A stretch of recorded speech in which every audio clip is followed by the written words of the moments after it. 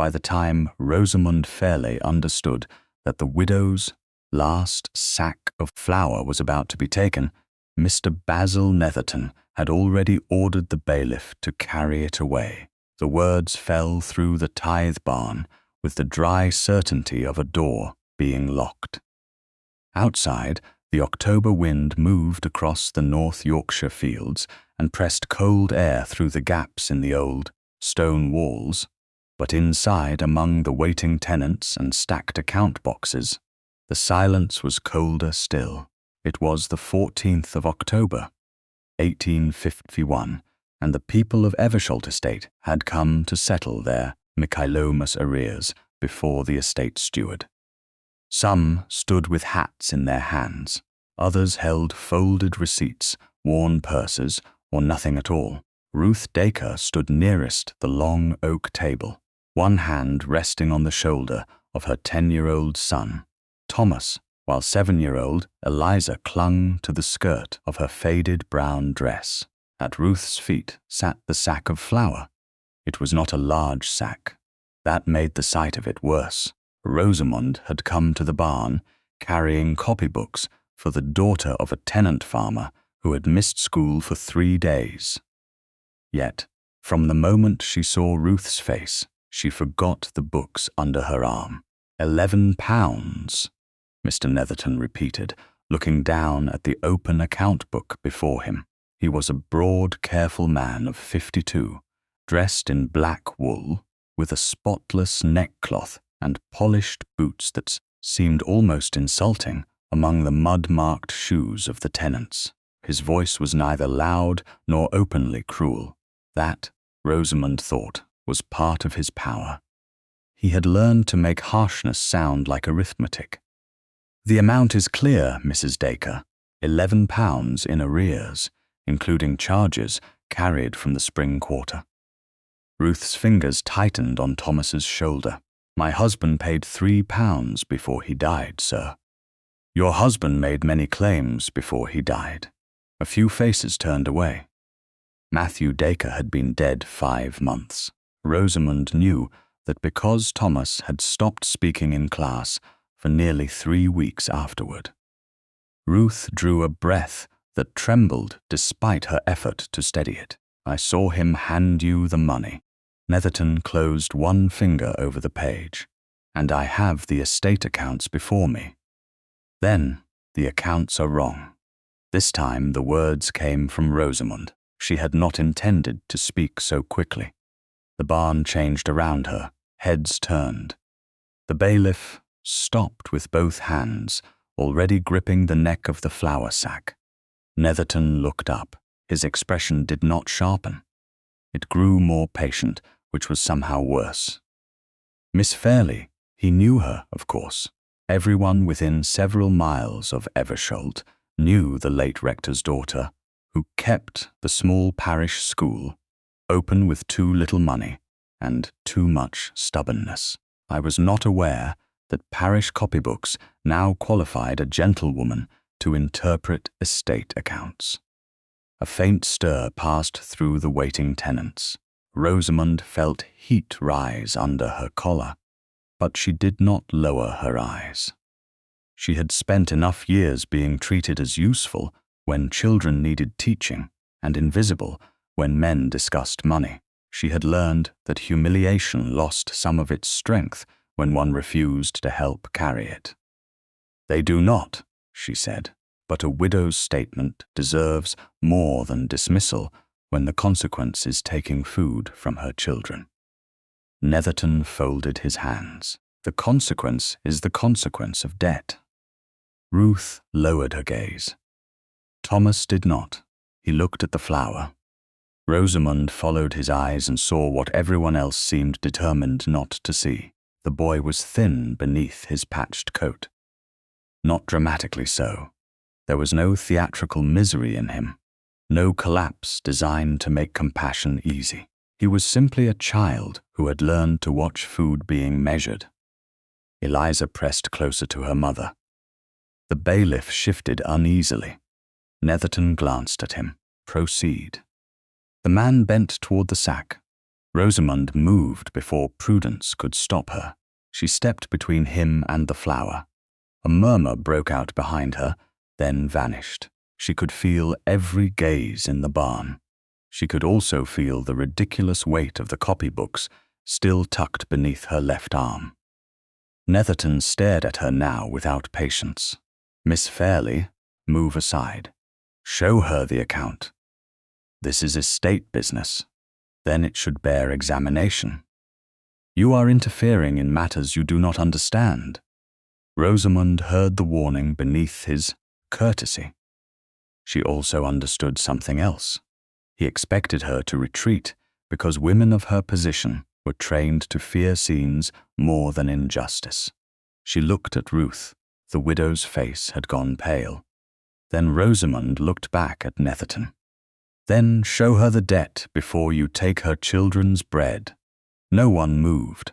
Somewhere near the open door, a horse stamped against the yardstones. Netherton's jaw tightened. "Mrs. Dacre owes £11. You have said so. The estate ledger confirms it." "Then let her see the entry. She would not understand it." Ruth flinched. Rosamund's anger became very calm. "Perhaps she might surprise you." Netherton pushed back his chair. "Enough. Bailiff, take the sack." The bailiff hesitated. Rosamund remained where she was. Her heart beat so hard that she could feel it beneath the wool of her dress. But she kept her shoulders straight. She knew what this might cost. Netherton could make trouble for the school. He could persuade tenants that sending their daughters to her lessons invited unwelcome scrutiny. He could poison a reputation without ever speaking a single direct lie. Rosamund knew all of it. She did not move. A man's voice came from behind her. An interesting question. It was not loud, yet the barn answered it with silence. Rosamund turned slightly. A stranger stood a few paces away, near the shadowed end of the table. She had noticed him earlier, only as one notices a traveller who seems misplaced among familiar faces. He was tall, dressed in a plain dark riding coat, still marked faintly by road dust. With gloves in one hand and a leather-bound ledger in the other, he had the stillness of a man who did not need to demand attention because he was accustomed to receiving it.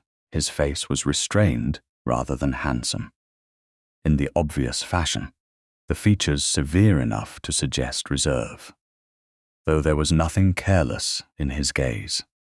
He was looking at Rosamund, not at her dress, not at the copybooks, at her. "What is?"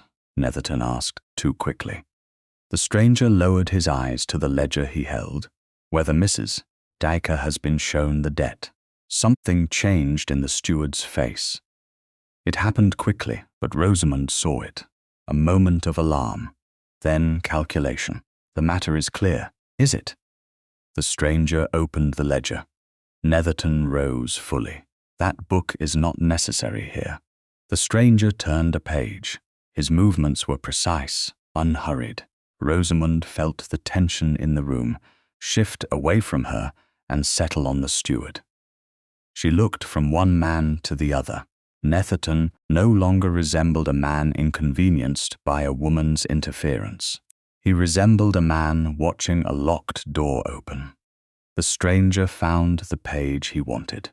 His gaze moved once across the figures, then again more slowly. "You said £11.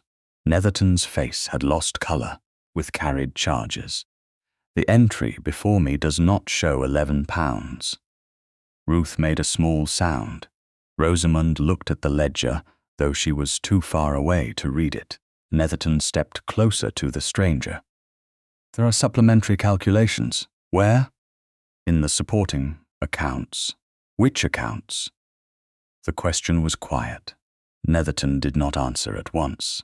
The stranger's expression did not change, but something colder entered the room. Rosamund became suddenly aware of the mud on his boots, the quality of the leather binding in his hand, and the fact that nobody else seemed willing to breathe. She had no idea who he was. She only knew that Basil Netherton was afraid of him. The stranger looked at Ruth Dacre. "How much did your husband pay before his death?" £3, sir. Do you possess a receipt? Ruth swallowed. "Yes, sir, at home." Netherton interrupted. "Your Grace, I can explain." The title struck the barn like a bell. Rosamund went still. Thomas stared. The bailiff released the sack as though it had become too heavy to hold. "Your Grace." The man with the road dust on his coat and the estate ledger in his hands was Julian Calderwick, 7th Duke of Marleigh, the owner of Eversholt Park, the man beneath whose authority every field surrounding the village was managed. The man Rosamund had just challenged without knowing he stood behind her. She turned fully toward him. For one terrible second, she wondered whether she should apologize. Then she remembered Ruth. She remembered Thomas watching the flower. The Duke looked again at the ledger, then at Netherton. His voice remained calm. "Perhaps you should begin again, this time with the truth," for several seconds after the steward said, "Your Grace." Rosamund could hear nothing except the soft scrape of the barn door moving in the wind. The title seemed to alter the shape of the room. Men who had stood stiffly now lowered their heads.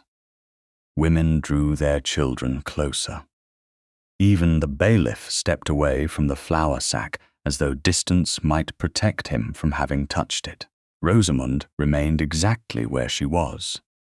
She could feel the heat in her face, the copybooks still pressed beneath her arm, the rough grain dust beneath her boots, and the unbearable fact that the stranger she had challenged was Julian Calderwick, 7th Duke of Marleigh. She had never seen him before. She had heard of him, naturally. Everyone in Eversholt had. His name appeared on leases, notices, account papers, and the carved stone above the gates of Eversholt Park. Yet the man himself had spent much of recent years away from the estate, and Rosamund had formed no picture of him beyond rank, distance, and rumour. The reality was quieter, more watchful, more dangerous to underestimate. Julian closed the ledger without taking his eyes from Basil Netherton. "You said there were supplementary calculations." Netherton recovered enough to bow. "There are, Your Grace. I would be pleased to present them at the estate office." "You may do so." Julian's voice remained calm. "After you explain why Mrs. Dacre was to lose food today on the strength of a figure that does not appear in the book I am holding." Netherton glanced toward the tenants. Rosamund saw the calculation in his face. He wanted privacy now. He wanted walls, closed doors, and fewer witnesses. There may have been a clerical error. "Then the flower remains with Mrs. Dacre while you discover it." Ruth's breath caught. Netherton stiffened. "Your Grace, with respect, arrears cannot be managed by sentiment." Julian looked at him. "Nor by invention." No one moved. The words were not loud, but they struck with more force than anger would have done. Then Julian turned to the bailiff. "Put the sack down." The man obeyed immediately. Thomas stared as the flower returned to the floor beside his mother. Eliza reached for the coarse cloth, as though making certain it was real. Rosamund felt something inside her chest ease, though she did not permit herself relief yet. Julian was still holding the ledger. Netherton was still standing. Nothing had been settled. "Mrs.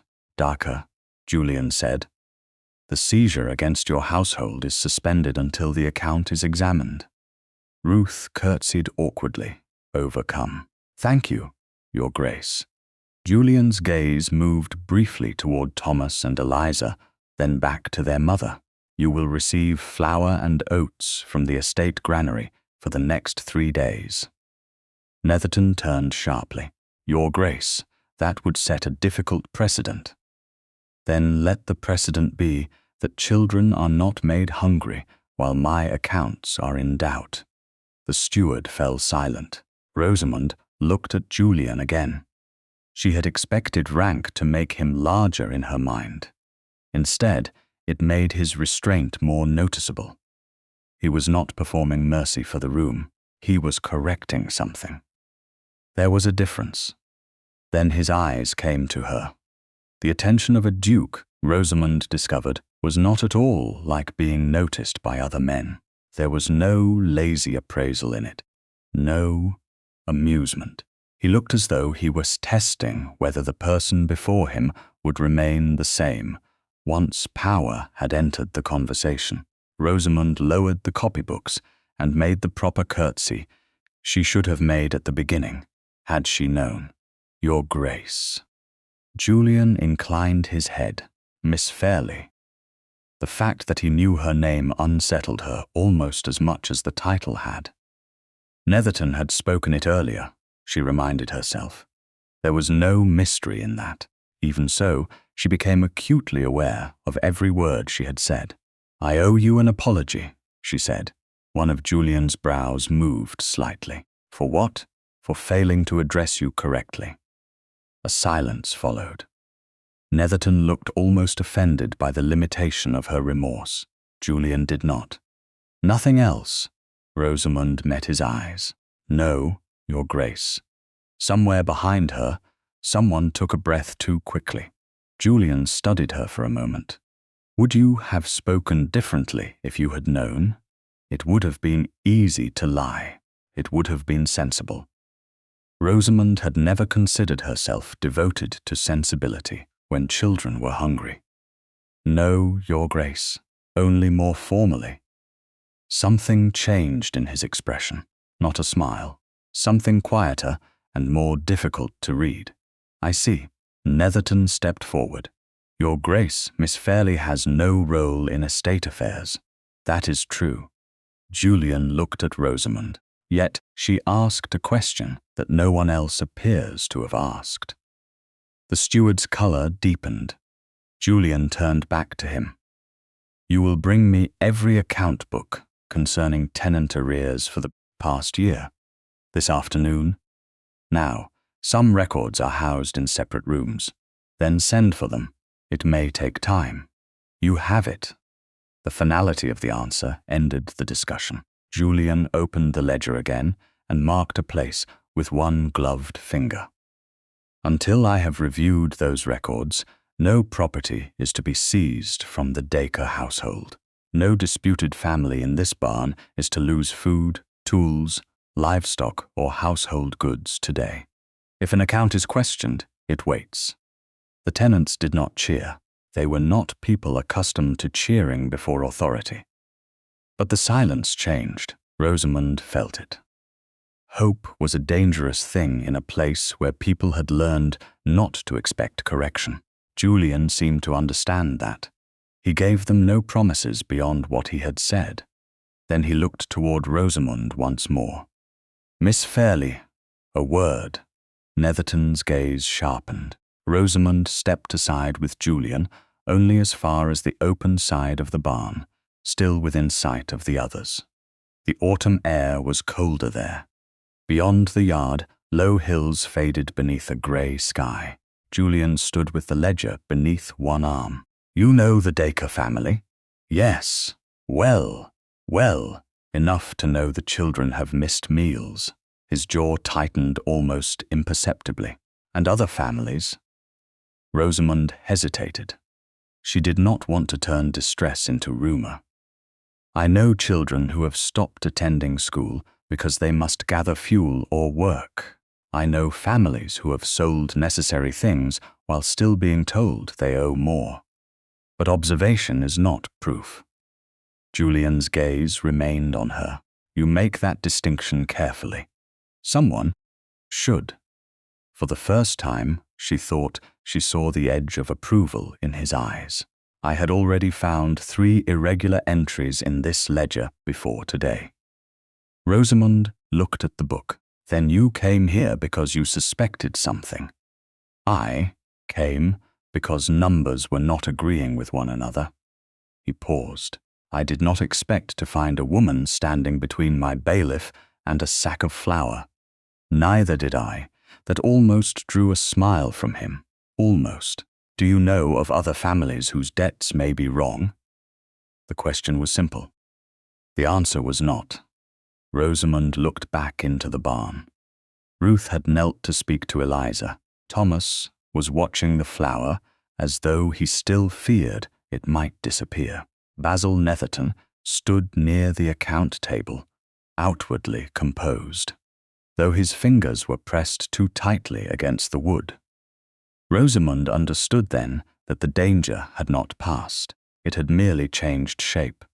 Yes, she said. Julian's attention sharpened. How many? Enough that I would not call Mrs. Dacre an isolated mistake. Before he could ask more, Thomas approached Rosamund shyly. The sleeve of his coat had split further at the elbow, probably when he had reached for the sack earlier. Rosamund crouched and set the copybooks aside. Hold still. From the small sewing case in her pocket, she took the silver thimble that had belonged to her mother, a needle and dark thread. Thomas stood quietly while she made quick, neat stitches through the worn cloth. Julian watched from a short distance. Rosamund was aware of him, though she pretended not to be. There, she said when she finished. It will not be handsome, but it should hold. Thomas looked down at the repair. Thank you, Miss Fairleigh. You are welcome. He returned to his mother. Rosamund slipped the silver thimble back into its case. When she stood, Julian was still looking at her, though his expression gave nothing away. Tomorrow, he said, I would like the names of the families you mentioned. Rosamund considered him. The names are people, Your Grace, not merely entries. I am beginning to understand that. She held his gaze for one moment longer, then inclined her head. Tomorrow, then. Behind them, Netherton closed one account book too hard. The sound carried through the barn. Julian turned toward it. Rosamund did too. Neither spoke, but both understood the same thing. The examination had begun, and someone was already afraid of what it might uncover.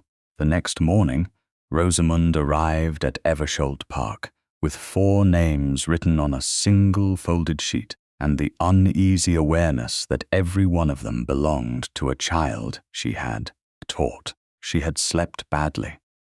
Not because she regretted what had happened in the tithe barn, but because the Duke's question had forced her to examine how much suffering could hide inside ordinary absences. A child missed school. A mother sold a blanket. A boy arrived without breakfast and insisted he was not hungry.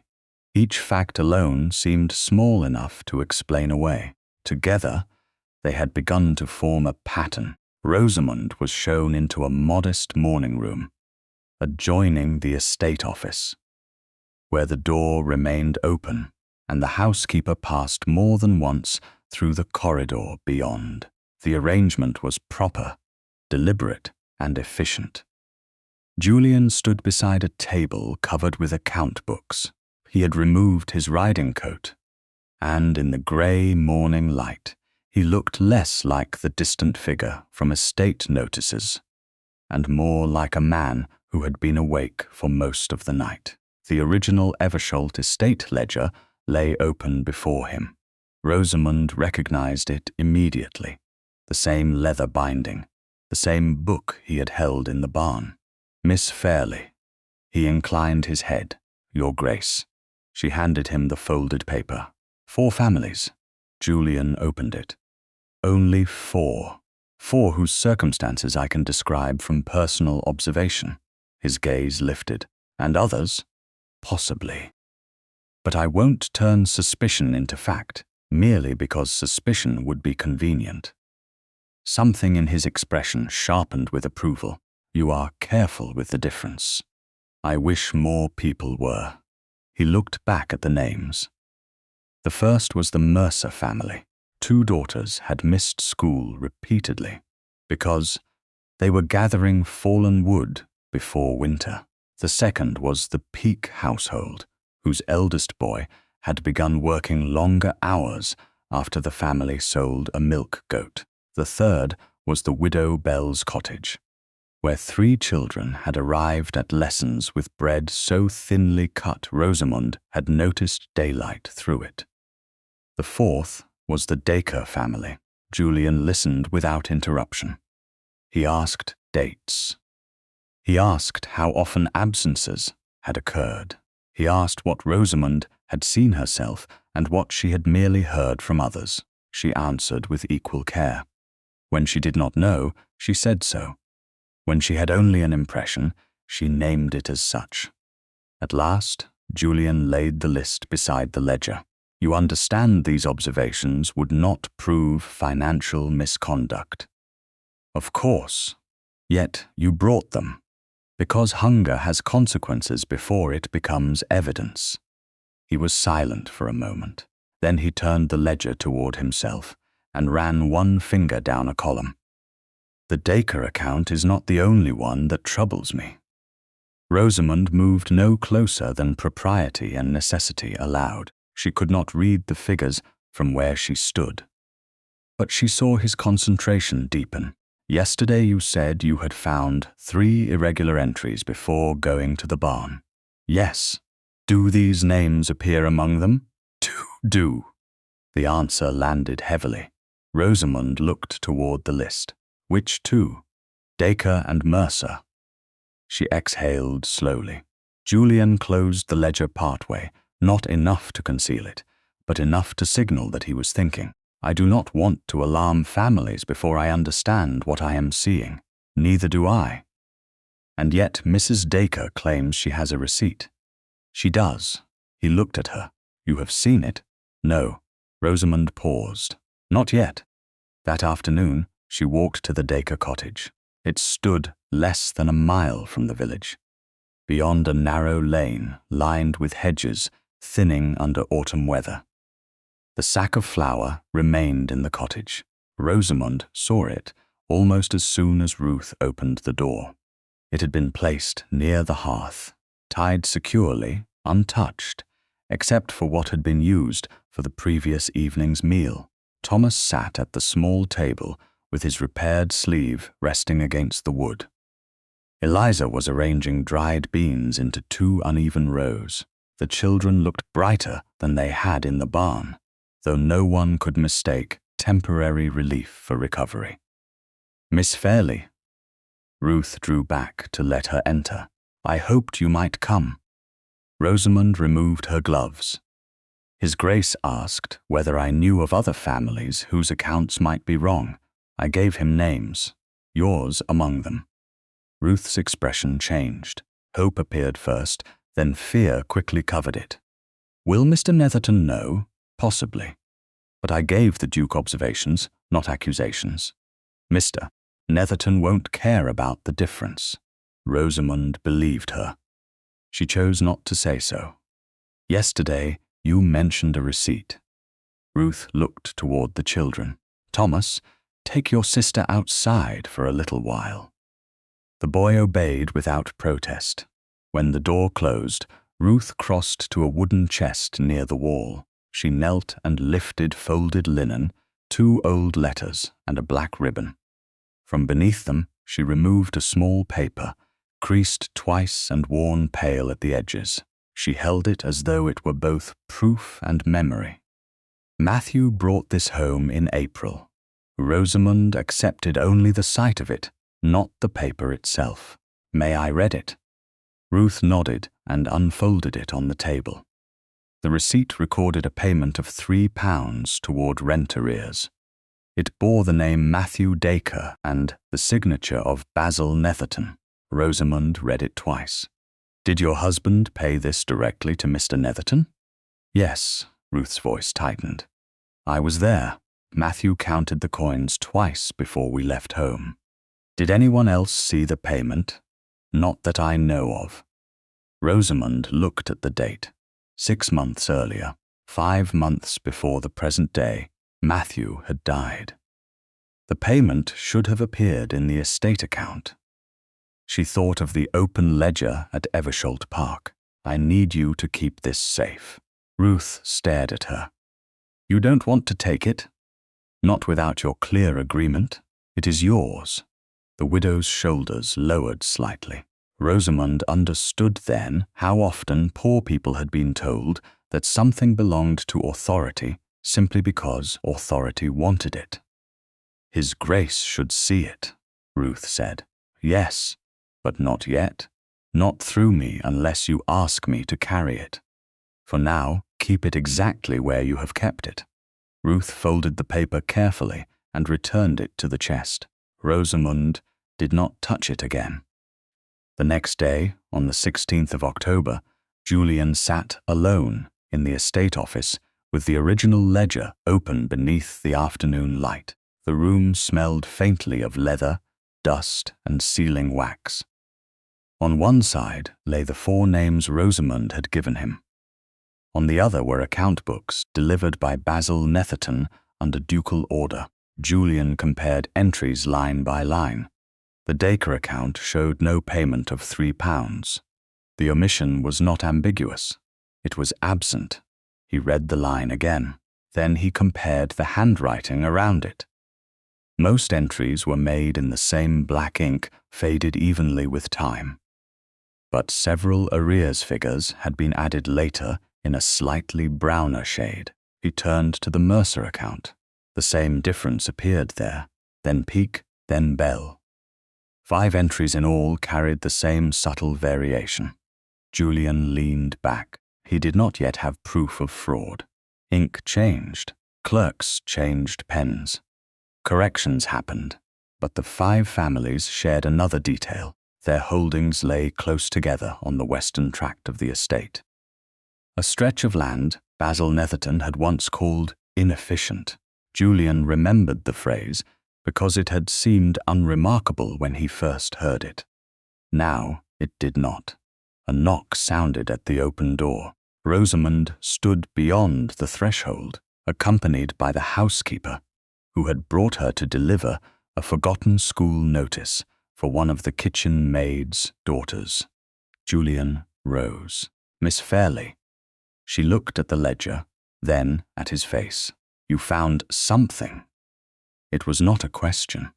Julian considered giving her a cautious answer. Then he remembered the barn. He remembered that she had been careful with every distinction between fact and suspicion. I found 5 arrears entries written in a different shade of ink. Rosamund's expression changed. The 4 families I named? All 4. And one more. Who? Julian turned the estate map toward himself. A family on the western tract. She stepped closer, stopping at the proper distance. The tract Mr. Netherton once wanted consolidated. Julian looked at her sharply. You knew that? Only because he complained about it at a parish supper last winter. He said small holdings wasted good land. Julian looked back at the 5 names. The room seemed suddenly quieter. 5 families, Rosamund said. 5 debts, and all near the same tract. Then perhaps the question is no longer only whether the accounts are wrong. Julian met her eyes. No. His hand rested beside the ledger. The question is who benefits if those families cannot stay. By the morning of October 18th, Julian had stopped asking whether the irregular accounts were connected. The question now was how far the connection reached. Rain had passed over Eversholt before dawn, leaving the western fields dark and heavy, the hedges shining with water, and the estate roads marked by the deep tracks of carts. In the small map room beside the estate office, a survey sheet lay open across the table beneath 2 brass weights. Julian stood on one side. Rosamund stood on the other, with the assistant land agent, Mr. Pritchard, between them and the door left open to the corridor beyond. 5 small tenant holdings had been marked in pencil. Dacre, Mercer, Peake, Bell, and the 5th family, the Wren household, whose arrears had also been entered in the different shade of ink Julian had noticed 2 days earlier. Every holding touched the same western tract. It could still be coincidence, Mr. Pritchard said carefully. He was a narrow-faced man in his 40s who had worked under Basil Netherton for 6 years and appeared increasingly unhappy with every new question. Julian looked at him. 5 disputed accounts, 5 vulnerable households. All adjoining land Mr. Netherton recommended consolidating. I said it could be coincidence, Your Grace. I didn't say I believed it was. Rosamund kept her eyes on the map. The farms were modest. She knew the paths between them, the cottages, the children who came to school when work and hunger allowed. On paper, the holdings looked small enough to erase with a thumb. That disturbed her more than she expected. What would consolidation mean? She asked. Mr. Pritchard glanced at Julian before answering. The smaller leases would end as they became vacant. Boundaries would be altered. The land could then be offered as a larger holding to a tenant with greater capital. More profitable, Rosamund said. Potentially. For whom? The agent hesitated. Julian answered. For the estate. Rosamund looked at him. He did not soften the truth. That mattered. Mr. Pritchard cleared his throat. Mr. Netherton argued that the western tract was inefficient.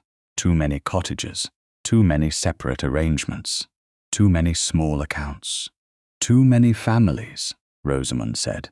Silence followed. Julian lowered his gaze to the survey. He remembered Basil making the recommendation.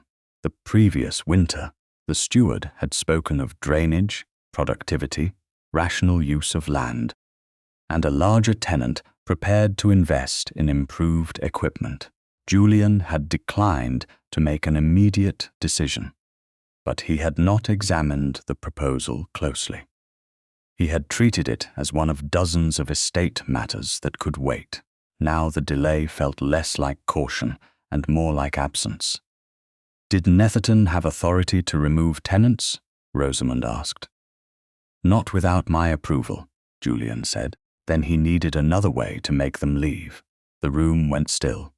Mr. Pritchard looked down. Julian did not. Debt, he said. Rosamund's voice was quiet. Debt, hunger, fear. A family sells a goat. Then blankets, then tools. A child stops attending school because wood must be gathered. Eventually leaving begins to look like the only choice left. Julian's expression hardened, but not at her. You are describing pressure. I am describing what I have seen. You are also drawing a conclusion. Yes, she met his gaze, and I would like very much to be wrong. Julian turned toward the window. Beyond the glass, the western fields sloped toward a line of bare trees. For years he had believed that responsibility meant setting rules, appointing capable men, reviewing summaries, and intervening when clear failures reached his desk. He had never considered how neatly suffering could be prevented from reaching the desk at all. I did not know, he said. Rosamund looked at him for a long moment. No. There was no comfort in the word. Julian turned back. You think that excuses nothing. I think it explains something, which is not the same. No, Your Grace. Mr. Pritchard became deeply interested in the corner of the map. Julian almost smiled, though there was no humor in the moment. You are very determined not to make this easy for me. Rosamund folded her hands before her. Would it help the Dacre children if I did? His gaze held hers. No. Then I won't. Something in the answer unsettled him because it did not feel like defiance for its own sake. She was not trying to wound his pride. She simply refused to soothe it at the cost of truth. Julian looked again at the marked holdings. No tenant on the disputed tract is to be evicted while these accounts are examined. Mr. Pritchard nodded. Yes, Your Grace. No livestock, tools, household goods, or food are to be seized against those disputed balances. I'll see it entered today. And Mr. Netherton, Rosamund asked. Julian's face cooled. Will be told only what he must know. You do not trust him. Not enough to announce every question before I have the answer. Rosamund glanced at the map. He will know you are looking. He already does. The truth of that passed between them. Basil had closed an account book too hard in the barn. He had delayed producing records. He had called discrepancies clerical errors before anyone had determined whether they were errors at all. Fear had entered the investigation before proof had. Julian straightened. I need more than a pattern. Yes, I need proof that someone altered accounts deliberately. Yes, and proof of benefit. Rosamund nodded. Then perhaps the grain records matter. Julian looked at her sharply. Why? Because hunger began before some of these arrears became impossible to pay. You know that from the school, from children who stopped bringing food, from mothers who began asking whether lessons could be shortened because daylight was needed for gathering fuel, from what disappears first when a household begins to fail. Mr. Pritchard shifted uneasily. Granary distributions are recorded separately. Julian's attention moved to him. Where? At the estate granary, delivery tallies, household allocations, cart movements. And who supervises them? Mr. Netherton approves the larger distributions. Julian closed the survey map slowly. Then that is where we look next. That evening, Eversholt Park received guests.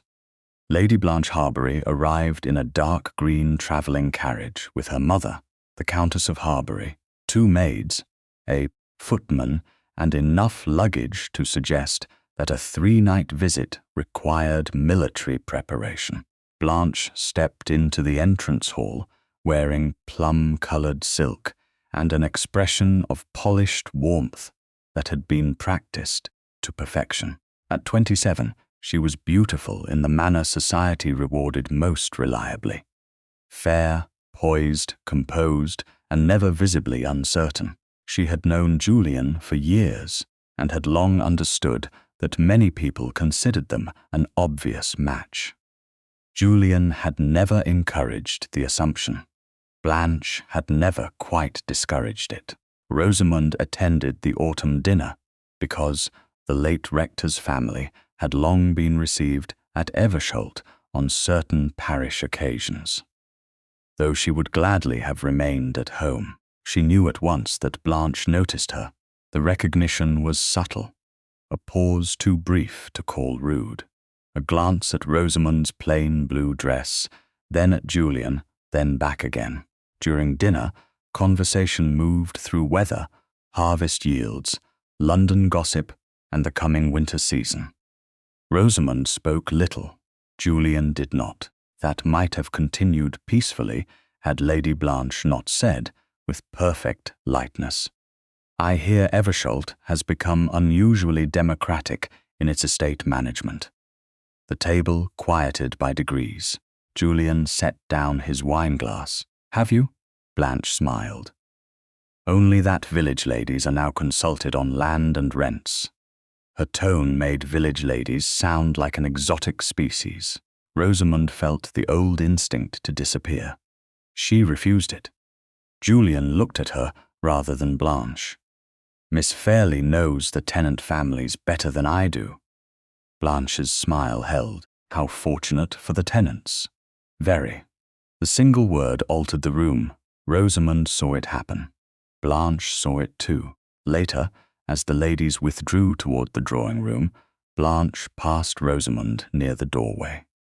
You must find His Grace's attention very gratifying. Rosamund met her eyes. I find accurate accounts gratifying. Blanche paused.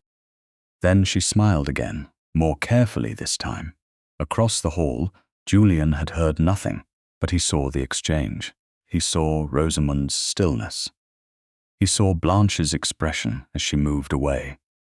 And he understood perhaps before Rosamund did, that the investigation had acquired another danger.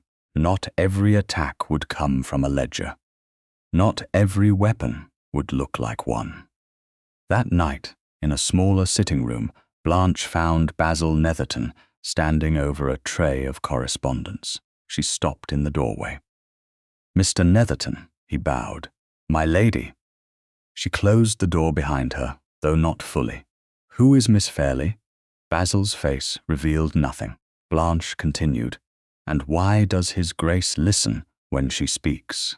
By October 21st, the estate granary had become the centre of Julian's attention. Though Basil Netherton had done everything within courtesy to make that attention seem unnecessary, the building stood beyond the main yard at Eversholt Park, a long stone structure with iron fittings, broad doors, and the dry smell of stored grain pressed into its beams. Rosamund arrived shortly after 10 in the morning, accompanied by the housekeeper until she joined Julian, the estate clerk, and Mr. Pritchard inside. The arrangement was proper. The questions were not. On the central table lay 3 years of granary tallies, delivery books, and allocation sheets. Julian had already been working for more than an hour. He stood with one hand resting beside an open volume, his expression unreadable. "Miss Fairleigh." "Your Grace." She glanced at the records. "You found something." "Several things." The estate clerk, a young man named Mr. Hale, shifted uneasily beside the table. Julian turned one of the books so Rosamund could see the names written in a narrow column. Dacre, Mercer, Peake, Bell, Wren, the same 5 households. Beside each name appeared dates of grain distribution. Rosamund read them slowly. "This says the Dacres received oats in August." "Yes, they did not." Mr. Hale looked at her. "You are certain?"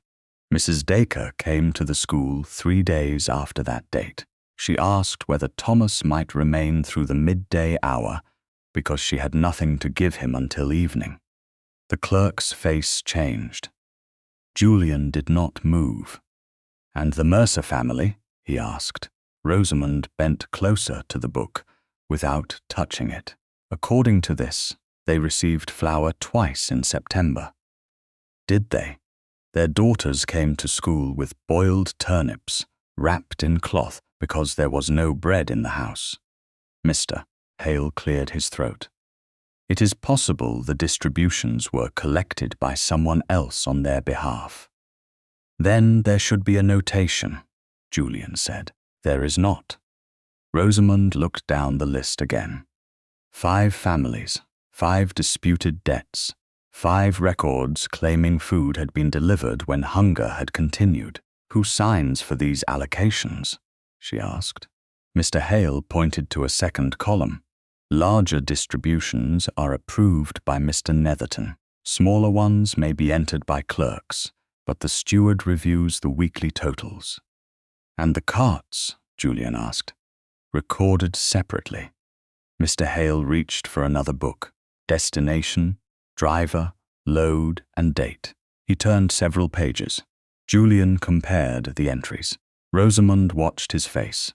She had learned, over the previous week, that his anger rarely made him louder. It made him still.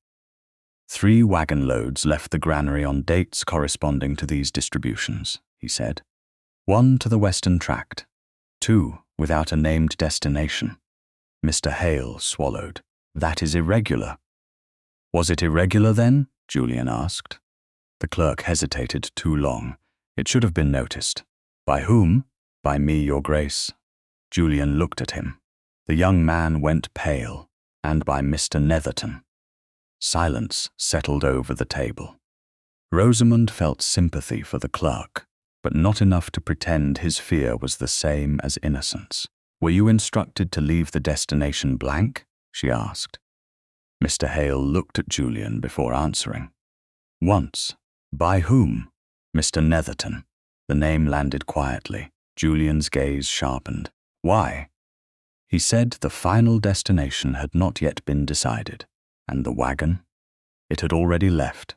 Rosamund looked toward the granary doors. Outside, a stable lad was carrying a bucket across the yard. He paused when he saw the group inside, then looked quickly away. Rosamund noticed. Julian did too. "Bring him here," Julian said to Mr. Pritchard. The boy arrived reluctantly, cap twisting in his hands. He could not have been more than 14. Julian softened his tone without becoming indulgent. "You are not in trouble." The boy looked unconvinced. "No, Your Grace. Do you remember wagons leaving the granary before sunrise in August or September?" The boy glanced toward Mr. Hale. Rosamund saw the fear in his face. Not fear of Julian, fear of saying the wrong thing about the wrong man. Julian waited. "One, Your Grace," the boy said at last. "Maybe more. Where did it go? What do you know?" The boy swallowed. "It took the market road." Mr. Pritchard frowned. "Not the western track?" "No, sir." The boy looked at Julian. "I saw the lamps turn east." Rosamund felt the room tighten. The market town lay 8 miles away. Grain meant for tenant families had no reason to travel there before dawn. Julian did not declare the boy's memory proof. He did not praise him or frighten him. "Did anyone instruct you to keep silent?" "No, Your Grace." "Did anyone know you saw the wagon?" "I don't think so." Julian nodded, then returned to your work. When the boy had gone, Rosamund said, "It is a lead, not evidence," Julian replied. She looked at him. "You remembered. You were very particular on the subject." "Someone should be." That almost earned a smile. It vanished when Julian turned back to the books. If grain assigned to these families was sold elsewhere, then the false debts may only be half the scheme. And if the same families were weakened enough to leave, Rosamund said, "The land became easier to consolidate, Mr. Pritchard looked ill. "That would require records to be altered in more than one place." "Yes," Julian said. "Which means we examine more than one place." By the following afternoon, Rosamund was in the estate office again, this time with the housekeeper seated near the open door and Julian at the far end of the long table. The original estate ledger had been returned to its locked cabinet after review. Before them lay working notes, the granary records, and Rosamund's small school notebook, which she had brought to compare dates of student absences. She was mending the binding thread where it had begun to pull loose when the needle slipped. "You are repairing an account book while helping me investigate another," Julian said. Rosamund glanced up. "This is a notebook, a distinction you would consider important." "I consider most distinctions important when men with authority begin ignoring them." He accepted that without protest. She pressed the needle through the leather edge again, then fitted a small silver thimble over her finger. Julian's gaze dropped to it. "That belonged to someone else." Rosamund paused. "My mother." "You knew I would ask. You looked at it as though objects should not have histories without your permission." This time he did smile. "Briefly, and what history does it have?" Rosamund turned the thimble once against her finger. "My mother used it for years. She repaired everything: dresses, cuffs, curtains, school bags. Once, when I was a child, I asked why she did not throw away what was torn. Julian waited. She said, 'Mending is not the same as pretending nothing was torn.'" His expression changed. Rosamund looked back at the notebook, suddenly aware that the words had left the room quieter than she intended. Julian rested both hands on the table. That could be said of an estate. Yes, and of a man who believed good rules were enough. Rosamund met his gaze. Rules matter, but rules are useless if the people harmed by them cannot be heard. The words were direct. She did not soften them. Julian did not ask her to. I thought governance meant choosing competent men, setting standards, and intervening when something failed. Perhaps it does. You do not sound convinced. I think the question is how long failure must continue before it becomes visible to the person in charge. He looked away. Outside, rain tapped lightly against the window. You believe I was absent? Rosamund answered carefully. I believe the people suffering here were close enough to walk to the school and far enough from you that their hunger never reached your desk. He absorbed the sentence without defense. That restraint moved her more than an apology would have. Then I have been governing paper, he said, not people. Rosamund threaded the needle through the binding and tied it off. Paper can lie. Julian looked at the granary tallies. So can men. Before either spoke again, the estate clerk appeared at the open door, breathless and pale. Your Grace, Julian turned. What is it? The granary book from yesterday. Yes, Mr. Hale swallowed. A page is missing. Julian went still. Rosamund's hand closed around the silver thimble. Missing? Torn out, Your Grace. No one spoke. The rain continued against the glass. Julian's voice, when it came, was very quiet. Which page? Mr. Hale looked at him. The one containing the unnamed wagon entries. The missing page was not discovered until the morning of October 25th. But by then, the damage had already changed the nature of the inquiry. Julian stood in the estate granary with the remaining tally book open beneath his hand, the torn edge visible where one page had been removed close to the binding. The cut was not clean. Fibers clung to the seam. Whoever had taken it had been in a hurry or had wanted the act to resemble haste. Rosamund stood several feet away beside Mr. Pritchard and the estate clerk, Mr. Hale. The outer doors were open to the pale autumn light, and every sound in the yard seemed unnaturally distinct. A cartwheel struck stone. A horse shook its harness. Somewhere beyond the granary wall, a groom called to another man. Inside, no one spoke. Julian looked at Mr. Hale. When did you last see the page intact? The clerk swallowed. 2 days ago, Your Grace, when we reviewed the unnamed wagon entries. Who had access to this room afterward? The granary staff, Mr. Netherton. Myself. Mr. Pritchard, on occasion. Pritchard's face tightened. I was here yesterday morning, but I did not touch that book. Julian nodded once. I did not ask whether you had. The land agent fell silent. Rosamund watched Julian turn back to the torn binding. His anger showed now only in the way his fingers rested motionless against the table. Nothing is to be removed from this room, he said. The remaining records will be locked. Every person with routine access will be noted. Mr. Hale looked toward the missing page. Do you think it can be recovered? Perhaps. Julian's voice was controlled. But from this moment forward, we proceed as though it never will be. Rosamund understood the importance of the answer. He was not building the case around a miraculous return.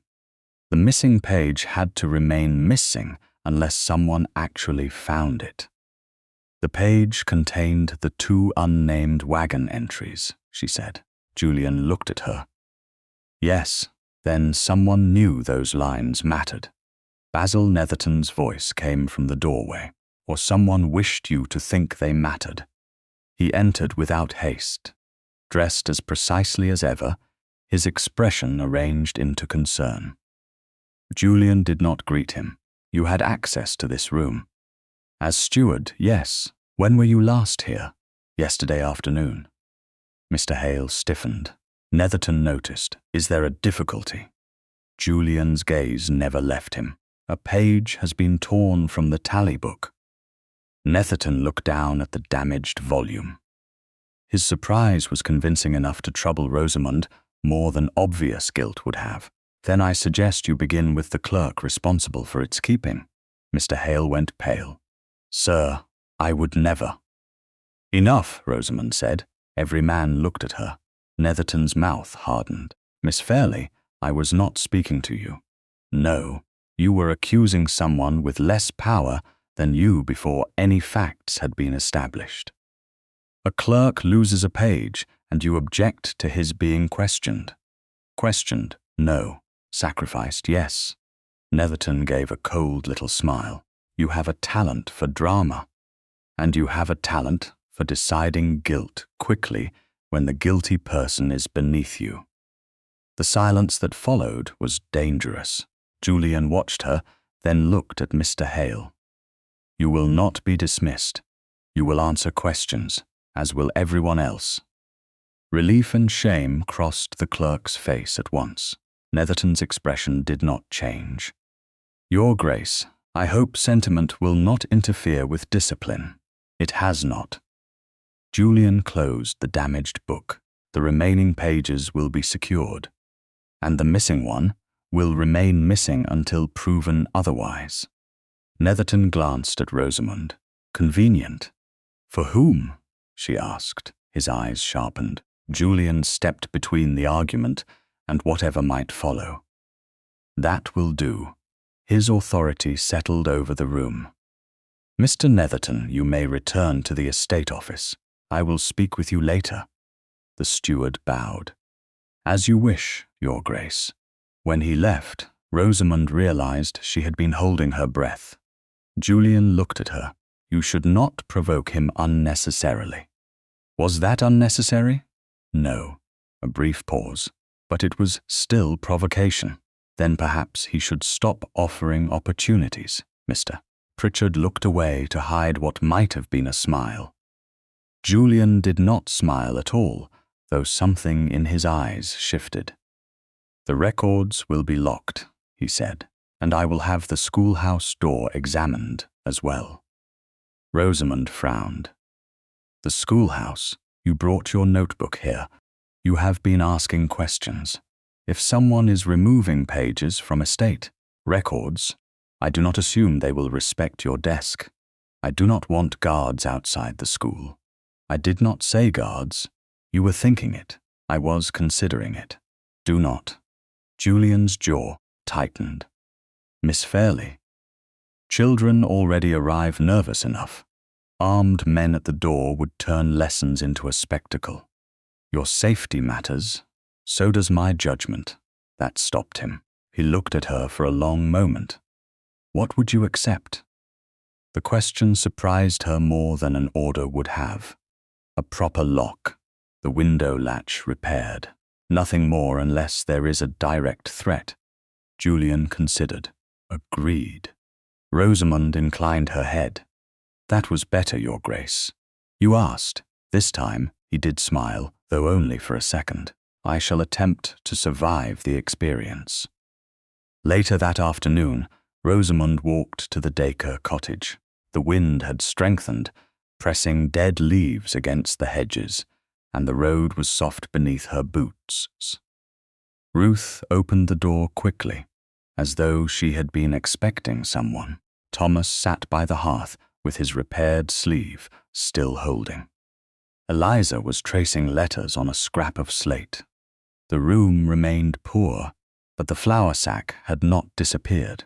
Neither had the fear. I need to show you something, Ruth said. She knelt by the wooden chest and removed the folded receipt from beneath the linen. Rosamund watched the widow hold it. The paper trembled slightly in her hand.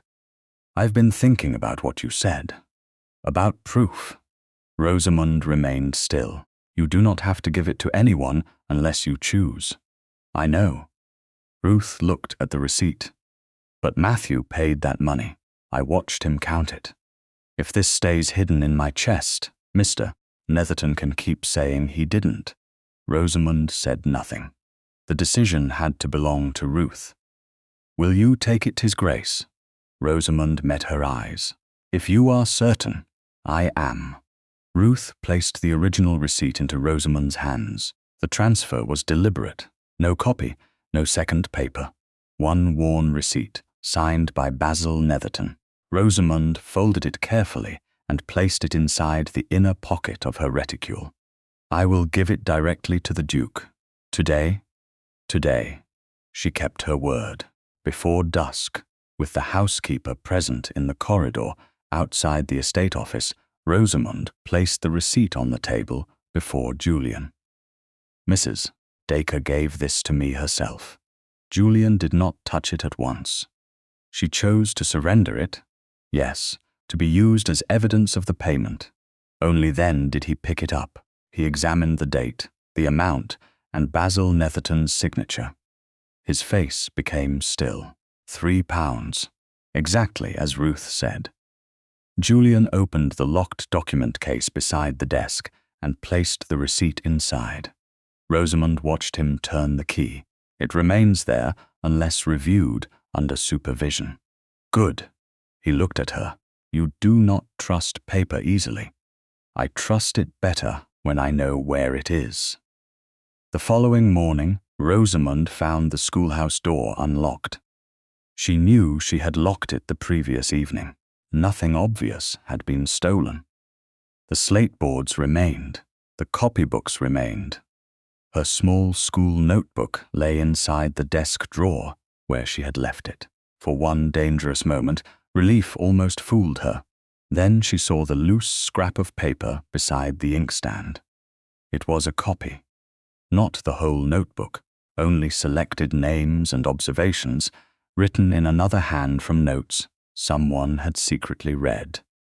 Rosamund stood very still. Her original notebook remained in the drawer. Nothing had been taken from it physically. But someone had entered the room. Someone had chosen what to copy, and by that evening, an anonymous folded page containing Rosamund Fairleigh's private notes on vulnerable tenant families had already reached Lady Blanche Harbury by the evening of October 29th. Rosamund had learned that a stolen page could become more dangerous than a missing one. The autumn subscription supper had been arranged in the assembly room near Eversholt village, ostensibly to raise funds for winter coal, school supplies, and parish relief. In practice, it brought together local gentry, prosperous tenant farmers, parish officers, several estate families, and those who understood that charitable gatherings were often another form of social court. Rosamund had nearly stayed away. She knew someone had entered the schoolhouse. She knew selected notes had been copied from her private notebook. She knew the original notebook remained locked in her desk after Julian had the schoolhouse lock repaired. Yet the violation had left her with the unsettling sense that thoughts written for practical use could be stripped of context and made to serve another purpose. Still, the school benefited from the subscription. Several children needed winter copybooks. Ruth Dacre needed no more public shame on her behalf. Rosamund refused to disappear, simply because someone wanted her frightened. So she entered the assembly room in a plain grey-blue dress, greeted the rector's wife, and took her place near the side tables. Julian had not yet arrived. Basil Netherton had. He stood near the fireplace speaking with two landholders as though no granary page had vanished, no receipt had been secured in the Duke's locked document case, and no disputed accounts had disturbed the estate. Lady Blanche Harbury moved among the guests with practiced grace. She wore pale amber silk and smiled often. When she saw Rosamund, that smile did not change. It became more precise. Miss Fairleigh. Lady Blanche. How good of you to come. One might have thought you too occupied with estate affairs. The words were light enough to pass as humour. Rosamund heard the intention beneath them. The school still requires attention, my lady. How reassuring. Blanche turned slightly toward the group beside her. I had begun to wonder whether village education now included instruction in rents, land management, and private household grievances. Several people smiled uncertainly. Rosamund felt every gaze sharpen. She could have answered with anger. That would have pleased Blanche. Instead, she said, no, mostly reading, writing, sums, and the useful habit of asking what a number means before allowing it to govern a person's life. The rector's wife lowered her eyes to hide a reaction. Blanche's smile thinned. A bold philosophy. Only where numbers are concerned. And tenants. The room had not fallen silent, but conversation nearby had begun to weaken. Rosamund understood then that this was not casual cruelty. Blanche had prepared the ground. Tenants are people, Rosamund said. I should hope that requires no philosophy. Blanche lifted her brows, naturally. Yet some people might say encouraging dissatisfied families to catalogue grievances creates unrest where none existed before. Rosamund's stomach tightened. Catalogue grievances. The phrase was too close to the kind of note someone might have copied from her school records. Who says so? She asked. Blanche gave a delicate shrug. People talk. People often do when they would rather not provide names. The nearby silence deepened. Basil Netherton turned from the fireplace and approached. Rosamund knew, before he spoke, that the evening had been arranged around this moment. Perhaps I can provide more clarity, he said. In one hand he held a folded sheet of paper, not Rosamund's original notebook. A copy. She knew that at once. The handwriting was not hers, though the names and phrases likely were. Mr. Netherton, Rome said. Miss Fairleigh. He bowed. I understand you have been collecting information from vulnerable tenant families. I have observed children I teach and families I know, and recorded those observations privately. Yes. Without estate authority. My private notebook requires no estate authority. A murmur moved through the room. Basil unfolded the copied page. Dacre Mercer, Peak, Bell, Wren. Notes regarding hunger, missed schooling, sold property, and disputed arrears. Ruth Dacre was not present, for which Rosamund was grateful. Thomas and Eliza would never hear their hardship displayed as entertainment if she could prevent it.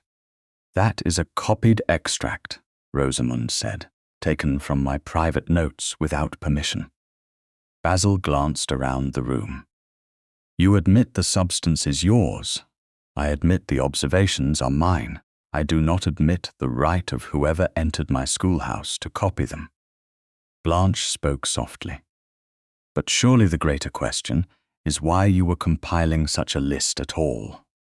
Rosamund looked at her. Because children were hungry.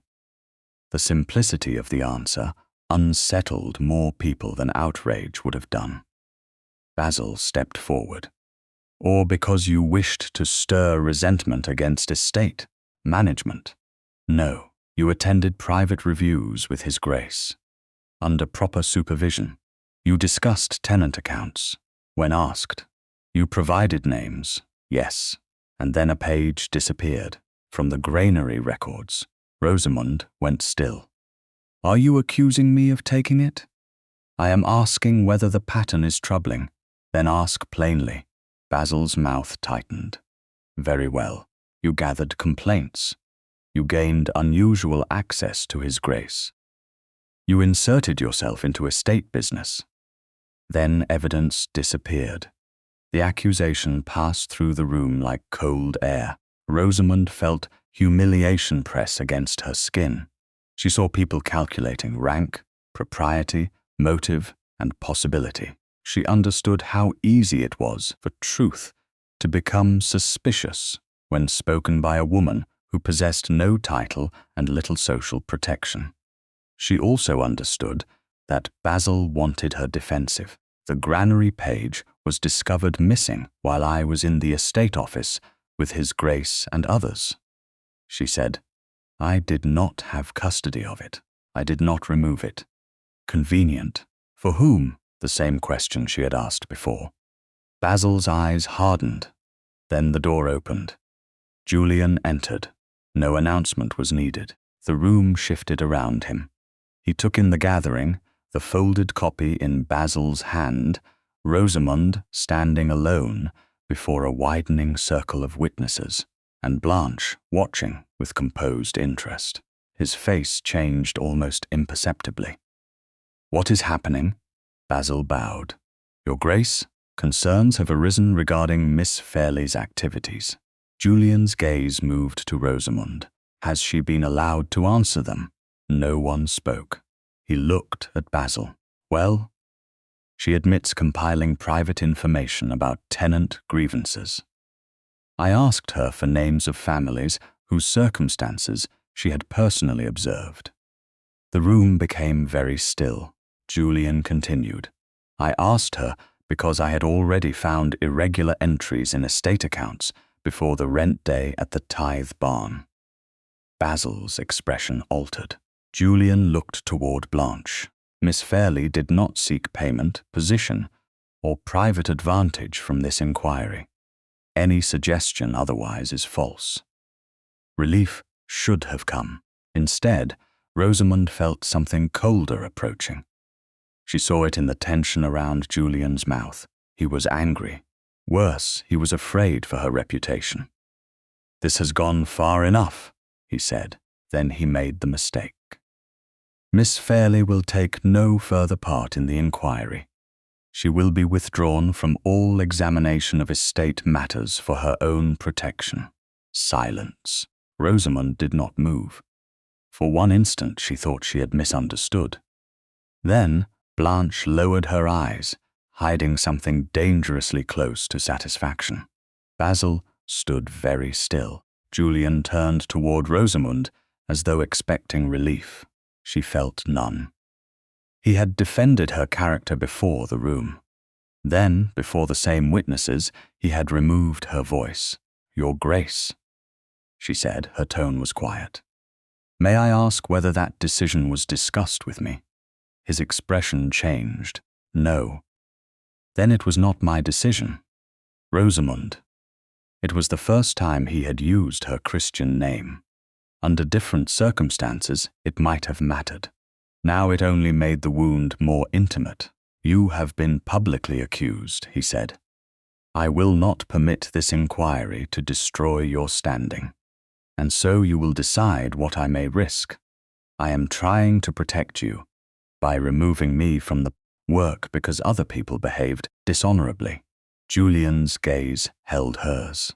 "This is not the place." "It became the place when my character was questioned here." The room seemed to disappear around them. Rosamund kept her spine straight, though her hands had gone cold. "You defended my character, Your Grace." She paused.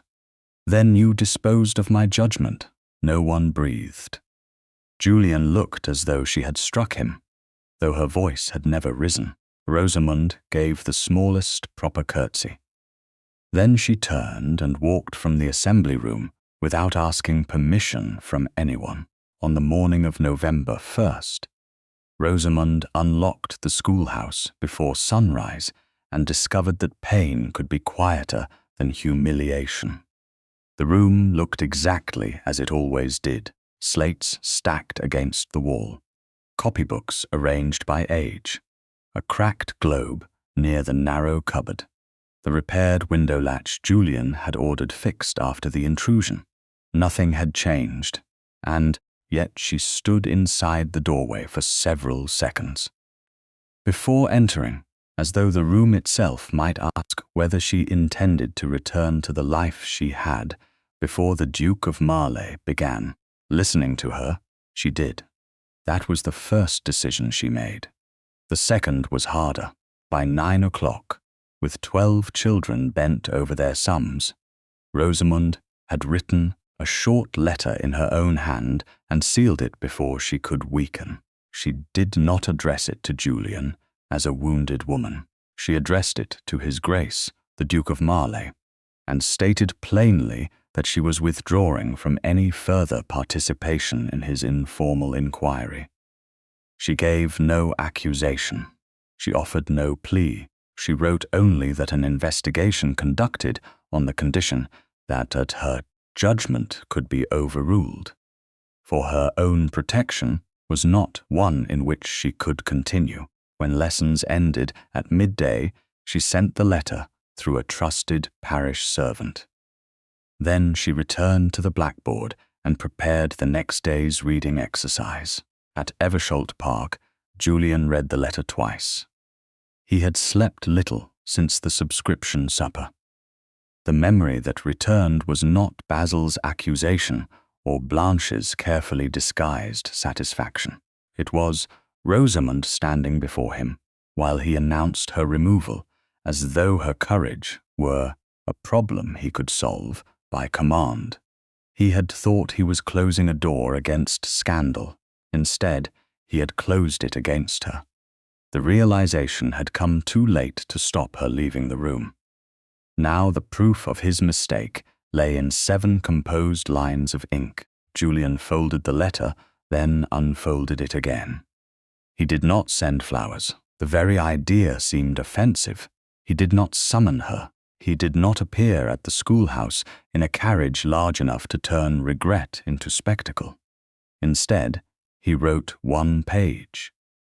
He acknowledged that he had made a decision about her without asking her. He did not explain that fear had driven him.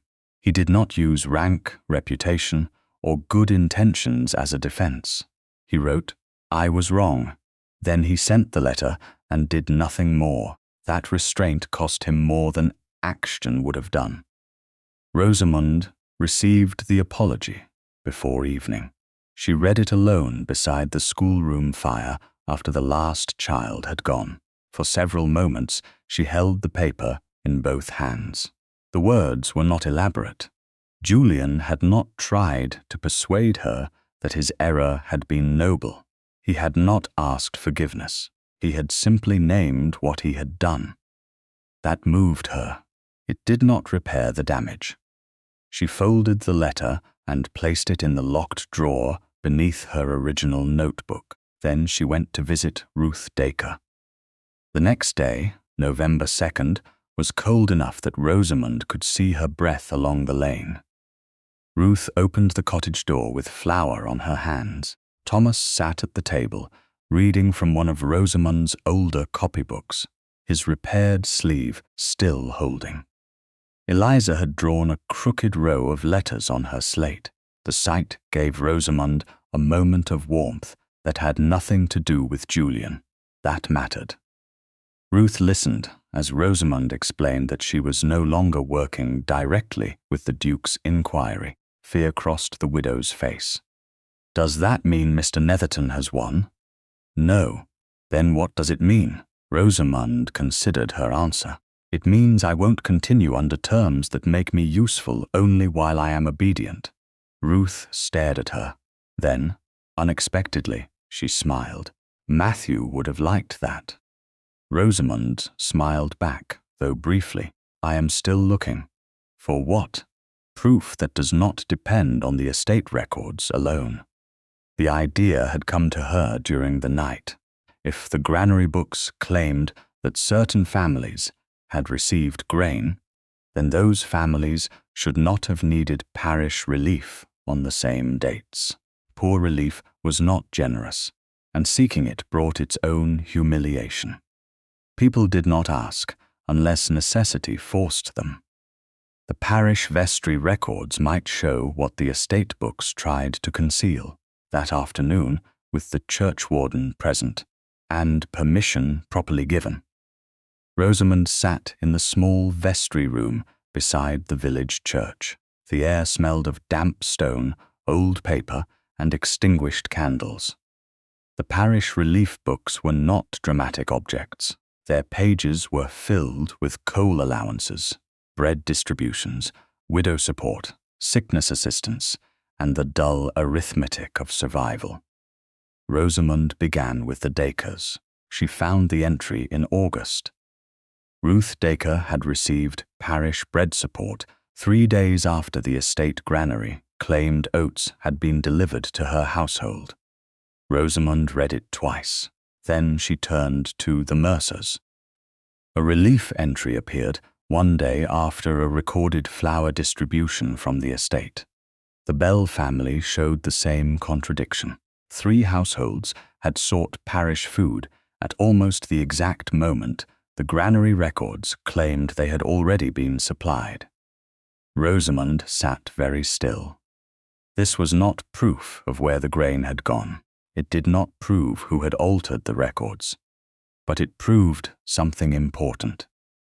The estate books and the lived reality of the families could not both be true. The churchwarden, a sober man with white hair and little patience for excitement, leaned closer. "You found something. A contradiction. Is that enough?" "Not alone." Rosamund looked at the page. "But it stands outside the estate system. Mr. Netherton did not keep these records." The churchwarden nodded slowly. "Then perhaps someone should compare more dates." Rosamund did. For nearly 2 hours, she traced entries across weeks. Not every family matched. That mattered. She refused to force a pattern where none existed. But the 3 strongest examples remained: Dacre, Mercer, Bell. Each had sought parish help when estate records claimed food had already been delivered. By late afternoon, the church windows had darkened. Rosamund closed the book carefully. "I will need to return." "You may." The churchwarden studied her. "People are saying you left the Duke's inquiry because the accusations against you were true." Rosamund's hands went still. She had expected it. Hearing it still hurt. "Who is saying that?" "Lady Blanche has repeated concern during morning calls. Always as concern, mind you. Of course, Blanche was too skilled to state slander when implication would travel farther." Rosamund looked down at the relief book. "Then she may continue to be concerned." "You don't intend to answer." Rosamund's voice was calm. "I intend to answer with something more useful than rumor." At Eversholt Park, Julian learned of Blanche's whispers before dinner. He did not confront her publicly. Not yet, but he issued a direct instruction to his household. No servant under his roof was to repeat gossip concerning Miss Fairleigh, and no accusation regarding her conduct was to be treated as fact without evidence. When Blanche heard of the order, she laughed softly and said Julian had become remarkably sensitive to village opinion. Julian did not respond. He had begun to understand that silence once was not always neutrality. Sometimes it was shelter for the person who lied first. Rosamund returned to the vestry the following morning. She had nearly finished reviewing the grain requests when a familiar name stopped her. Matthew Dacre. She stared at it. The entry was an authorization for grain collection. The signature appeared beneath the request, in a hand meant to resemble his. For several seconds, Rosamund could not understand why the date disturbed her. Then she counted backward, her breath caught. Matthew Dacre had already been dead for 3 weeks when the document claimed he had signed his name. Rosamund did not touch the page again. She called for the churchwarden. He came at once. She pointed to the date, then to the signature. The old man read both. His face changed. Neither of them spoke for a long moment. At last, Rosamund said, very quietly, "This was not a clerical error." Outside, the church bells struck the hour. Inside the vestry, the name of a dead man had just opened the next door in the truth.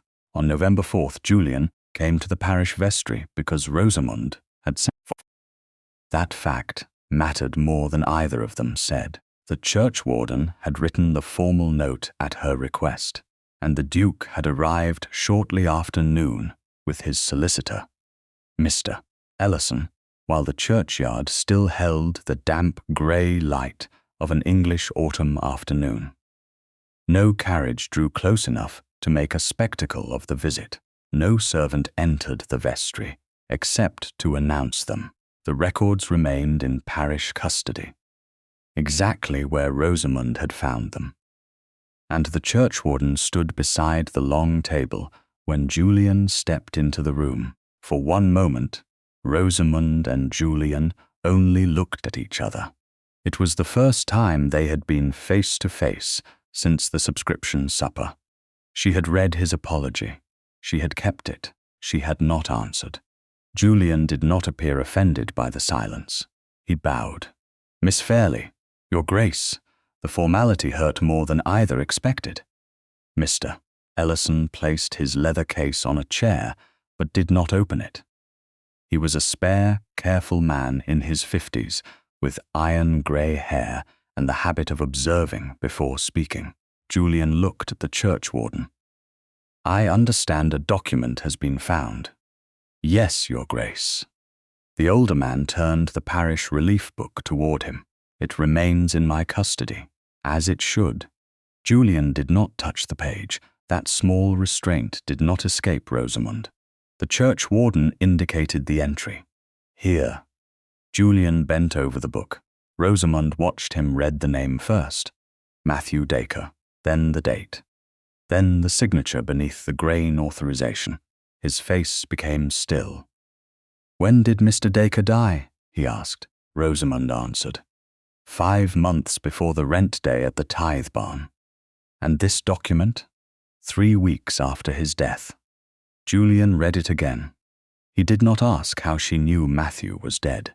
Everyone in the parish knew, and Rosamund had already spoken of his death in connection with Ruth and the receipt. Still, he verified the date with the churchwarden. "You can confirm it?" "I can. His burial is entered in the parish register." Mr. Ellison finally stepped closer. "And this authorization remained here?" "Yes." "It was not removed?" "No." "Copied?" "Not by Miss Fairleigh. Not before today, to my knowledge." Julian looked at Rosamund. "You did not take it?" "No, you did not move it." "No. You called the churchwarden as soon as you saw the date?" "Yes." The solicitor nodded faintly. The chain was simple. The document had remained where it was found. Rosamund folded her hands before her. "The signature is not the only problem." Julian looked at her. She opened the relief book to the earlier entries she had reviewed. The Dacre household received parish bread support 3 days after the estate granary claimed oats had been delivered to them. The Mercer family sought parish aid 1 day after a recorded flour distribution. The Bell household shows the same contradiction. Julian's gaze moved across the pages. 3 families. 3 clear examples. I did not count the others where the dates were less certain. Mr. Ellison glanced at her. "Why not?" "Because uncertainty does not become useful merely because it supports a theory." The solicitor looked at Julian. Something passed between them. Respect, perhaps. Julian returned his attention to the records. The original estate ledger shows disputed arrears. Mrs. Dacre's receipt proves a payment was omitted. The granary book claimed deliveries that parish records contradict. Now a dead man's signature appears on an authorization. "Yes," Rosamund said, "and the missing granary page is still missing." Julian looked at her. "It is. Then we cannot pretend we have it." "We will not." The answer came without hesitation. Rosamund felt something loosen in her, though not enough to call trust restored. Julian turned to Mr. Ellison. "Can the parish records be examined without removing them?" "Yes, Your Grace. Notes can be made in the presence of the churchwarden. Copies can be prepared if properly witnessed. The originals should remain where they belong unless formally required later." Julian nodded. "Do that." Then he looked at Rosamund again. "You asked me here because you found evidence." "I asked you here because the evidence concerns your estate, not because you wished to return to the inquiry." The distinction was deliberate. Rosamund appreciated it. No, the word stood between them. Julian accepted it. Then I will not assume otherwise. The churchwarden cleared his throat and moved toward the small cupboard, giving the solicitor space to prepare his notes. Rosamund knew the conversation could have ended there. Perhaps it should have, but if she left without saying what had brought her back into the room with Julian, nothing essential would have changed. Your Grace, he waited. There are conditions under which I will continue to share what I find. His expression did not harden. Name them. My name will not be used to shield the estate from scandal. Julian's eyes narrowed slightly, not in anger but concentration.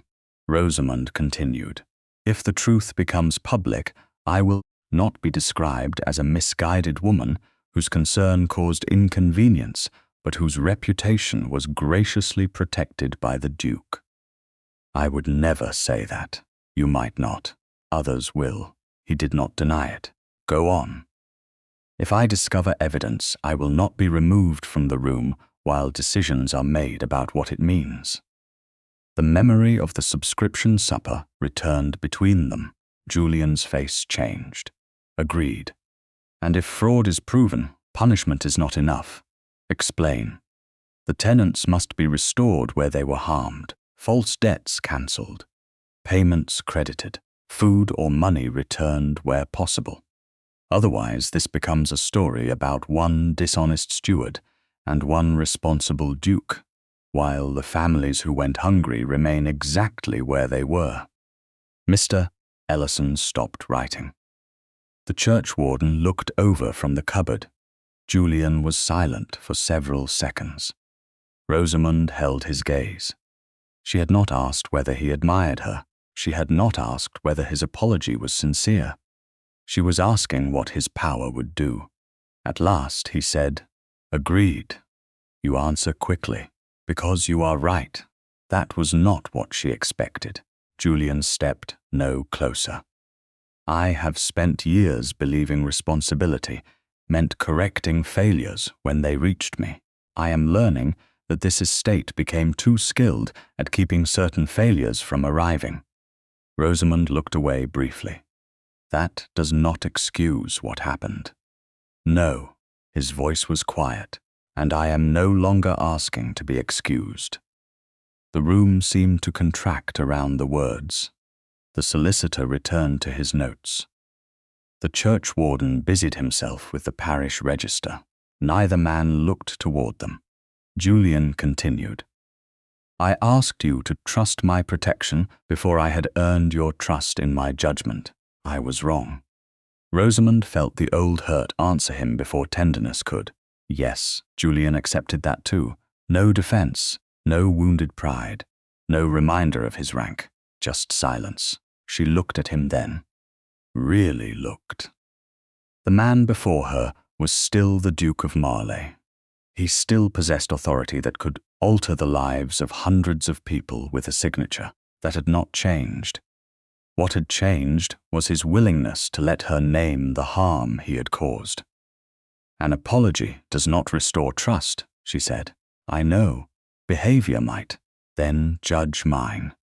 There was nothing romantic in the words on the surface. Yet Rosamund felt the danger of them, not the danger of scandal, something quieter, the possibility of believing him. Mr. Ellison approached with a sheet of notes. Your Grace, I suggest we compare the dates here with the estate ledger and with Mrs. Dacre's receipt. We should also determine whether the authorization bearing Mr. Dacre's name corresponds to a grain entry elsewhere. Do it, Julian said. Rosamund glanced at the parish record. There is another question. What? Julian asked. If someone used a dead man's name to claim grain, where did the grain actually go? The room went silent again.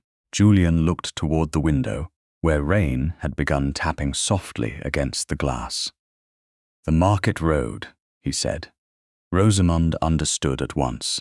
The stable lad had seen a wagon turn east before dawn. It was not proof, not yet, but now it connected to something larger. A false authorization, a missing page, grain that had never reached hungry families. Julian turned back to her. "Mr. Netherton knows you and I have spoken before. Yes, he will likely learn that we have spoken again. Probably. Does that change your decision?" Rosamund thought of Ruth, Thomas, Eliza, the folded receipt locked safely in the estate office, the missing tally page that had not returned, the forged signature still resting in parish custody before them. Then she thought of Julian asking rather than ordering. "No," she said, "but this time, Your Grace, if there is danger, you will tell me what it is. You will not decide for me what I am allowed to face." Julian held her gaze. "Agreed." Outside the vestry, a carriage rolled past on the wet road. Neither of them knew that before the day ended, Basil Netherton would learn that Rosamund and the Duke had met again. But somewhere between the dead man's signature and Julian's quiet promise, the inquiry had changed once more.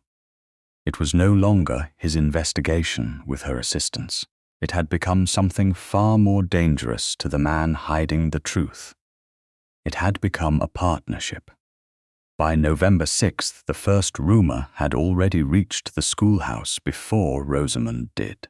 It arrived in the form of silence. 3 mothers who usually lingered after morning lessons collected their children without meeting her eyes.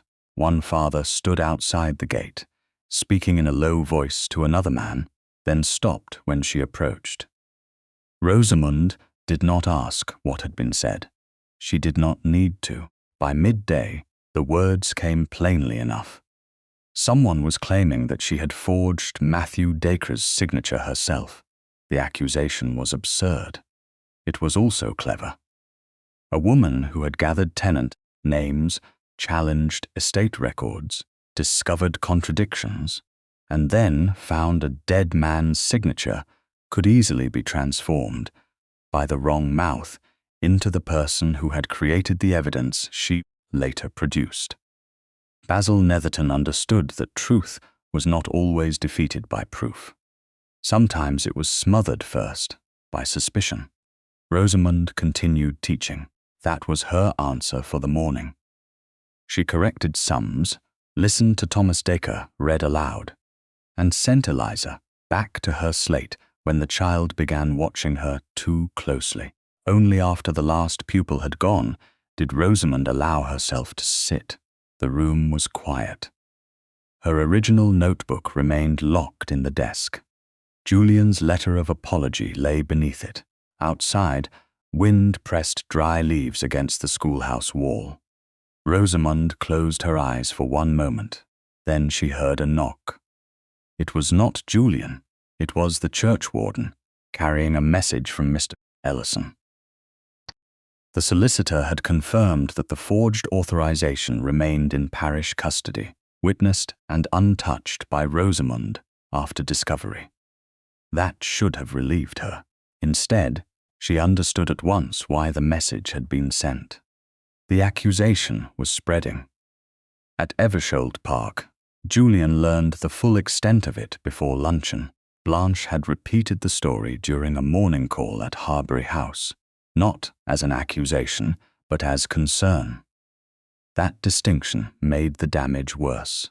"Of course, I don't believe Miss Fairleigh would deliberately invent evidence," she had reportedly said. But one can understand why questions arise when the same person discovers so many convenient irregularities. By noon, 3 households had heard some version of the remark. By 1 o'clock, Julian summoned Basil Netherton to the estate office. Basil entered with his usual composure. "You wished to see me, Your Grace." Julian stood behind the desk. The original estate ledger remained locked in its cabinet. Mrs. Dacre's receipt remained in the document case. Nothing had moved. "I am told that Miss Fairleigh has been accused of forging Matthew Dacre's signature." Basil's expression showed concern. "A regrettable rumor." Did you begin it? No. Did you encourage it? Certainly not. Julian watched him. Basil had become more careful since the granary page disappeared. He spoke as though every sentence might later be repeated. Then you will have no objection to my making one thing clear. Basil waited. No accusation against Miss Fairleigh will be repeated under my roof without evidence. Of course. And if I discover that any member of this estate staff has used private information to damage her reputation, that person's will answer to me directly. Basil bowed slightly. Naturally, Julian's gaze hardened. You seem very calm for a man whose accounts are under examination. Because I have nothing to hide. Then why did a granary page disappear? I cannot say. Why does Mrs. Dacre possess a receipt for £3 that never reached the estate ledger? Clerical error.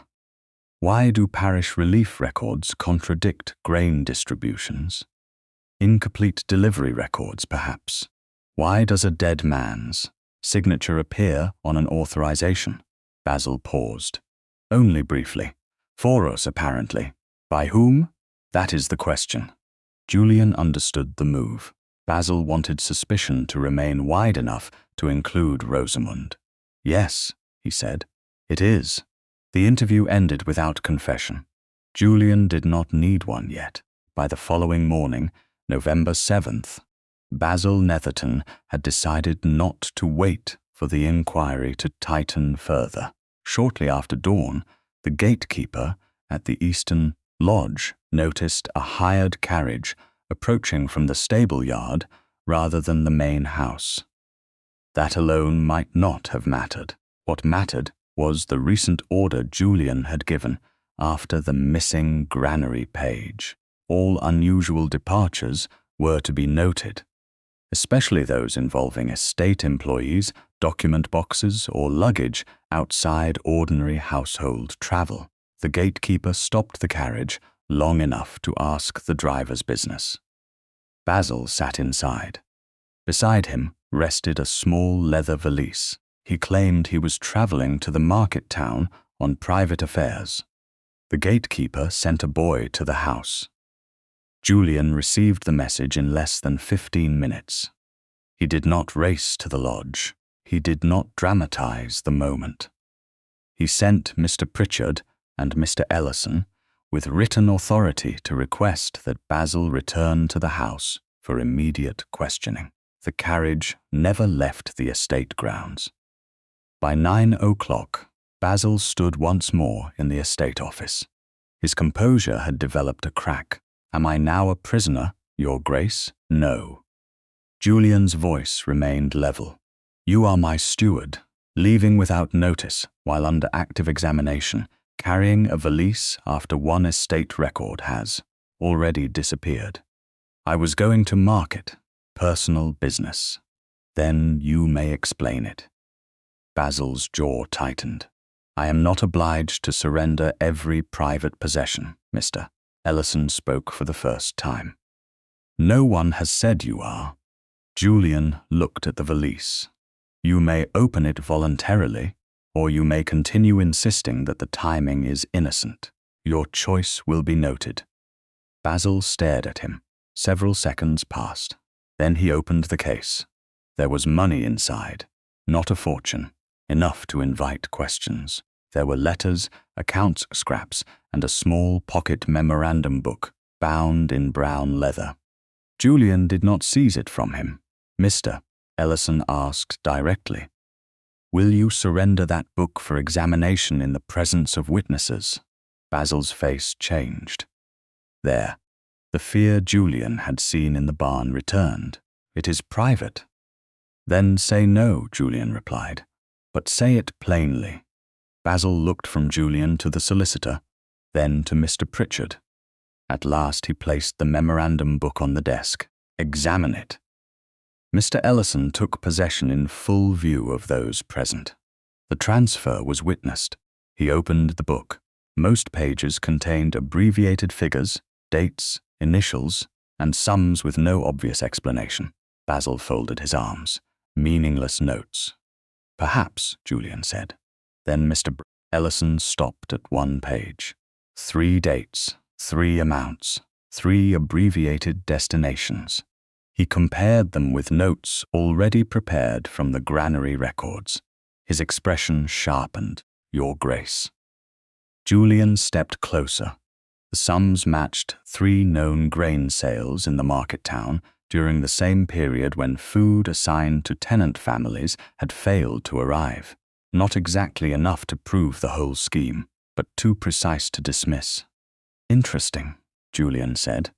Basil's face had gone pale. Coincidence. Rosamund arrived at Eversholt later that afternoon by request, with the housekeeper present and the office door open. Julian did not order her attendance. He had written asking whether she would come. She had chosen yes. Mr. Ellison explained the memorandum book, the witnessed transfer, and the matching amounts. Rosamund listened without triumph. Does it prove he sold the grain? Not alone, the solicitor said, but it connects him to sums corresponding with those sales. Julian looked at her. The final reckoning will be public. Rosamund's eyes moved to him. Public to whom? Tenants, parish officers, local witnesses, those who heard the accusations, those affected by the accounts. And Basil? Present. She was silent. Julian continued, I will not ask you to attend unless you choose to. The old version of him would have decided for her. They both knew it. Rosamund held his gaze. I will attend. Because you believe you must. Because I choose to. Something quiet passed between them. Not forgiveness. Not yet. Trust returning by degrees. Julian nodded. Then we do this properly. Rosamund looked at the evidence list Mr. Ellison had prepared. The original ledger remained secured. Ruth's receipt remained locked. The parish books remained with the churchwarden. The forged authorization had never left parish custody. The missing granary page was still missing. Basil's memorandum book was now held by the solicitor after witnessed surrender. Nothing had been conjured. Nothing had moved without record. When? She asked. Julian's answer was immediate. At the tithe barn, where it began. Rosamund felt the weight of that. The same place where Ruth's flower had nearly been taken, the same place where she had first challenged a steward and only afterward discovered the Duke was standing behind her. And this time? She asked quietly. Julian understood. This time, Miss Fairleigh, I ask where you wish to stand. She looked at him for a long moment. Beside the evidence. Julian inclined his head. Then that is where you will be. On November 10th, 4 days before the public reckoning, Rosamund returned to Eversholt Park, under a sky the colour of old pewter, and found Julian waiting in the estate office beside a table covered not with mystery, but with order. Mr. Ellison stood at one end with his notes arranged in careful stacks. The churchwarden had come from the parish with written summaries of the relief entries and confirmation that the original records remained in parish custody. The original Eversholt estate ledger was not on the table. It was still locked in the estate office cabinet and would remain there until Julian brought it himself to the tithe barn on the day of the reckoning. Ruth Dacre's original receipt remained inside the locked document case.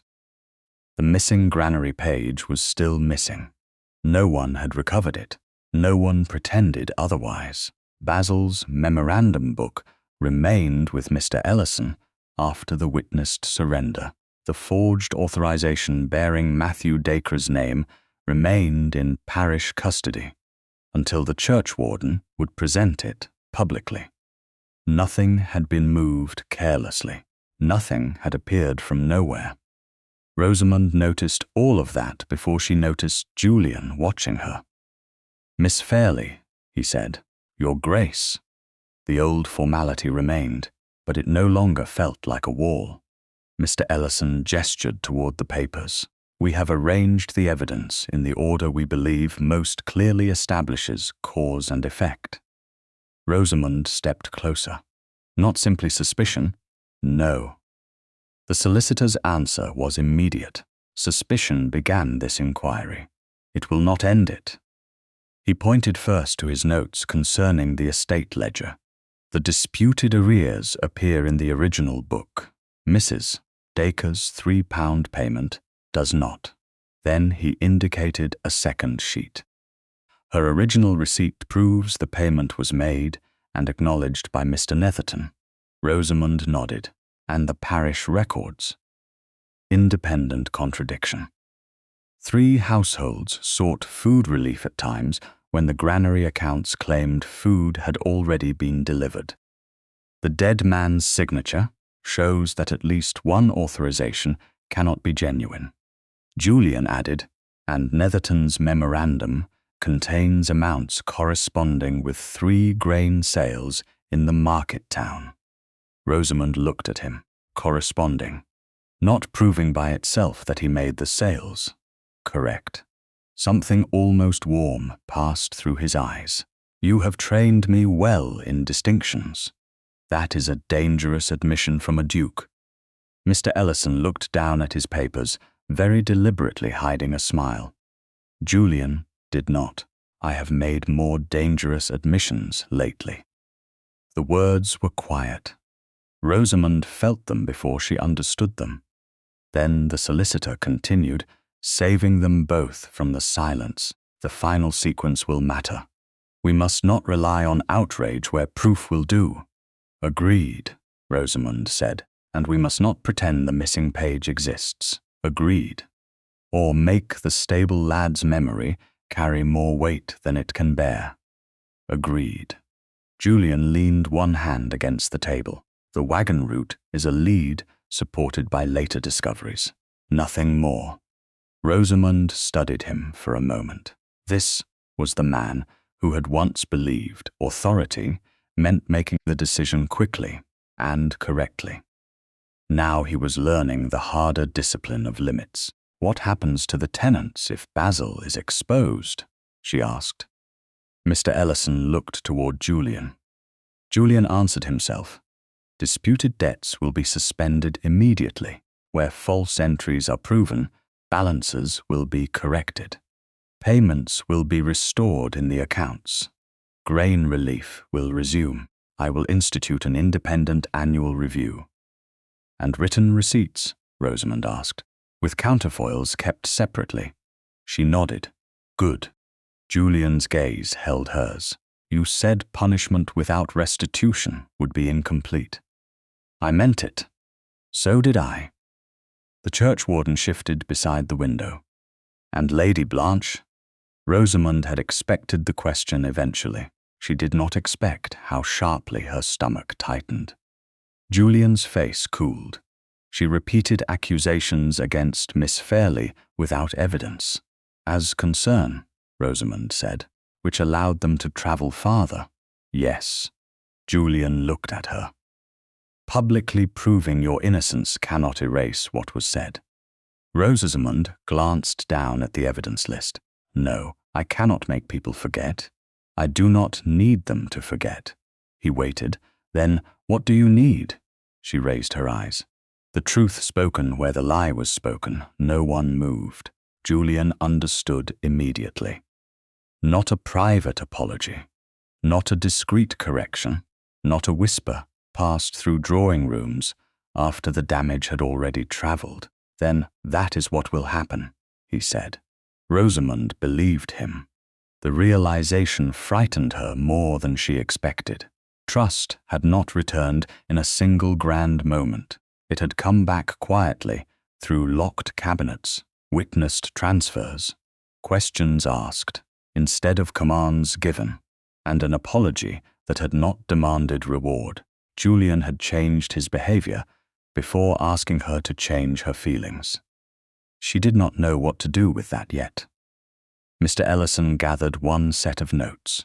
The evidence is complete enough for the reckoning.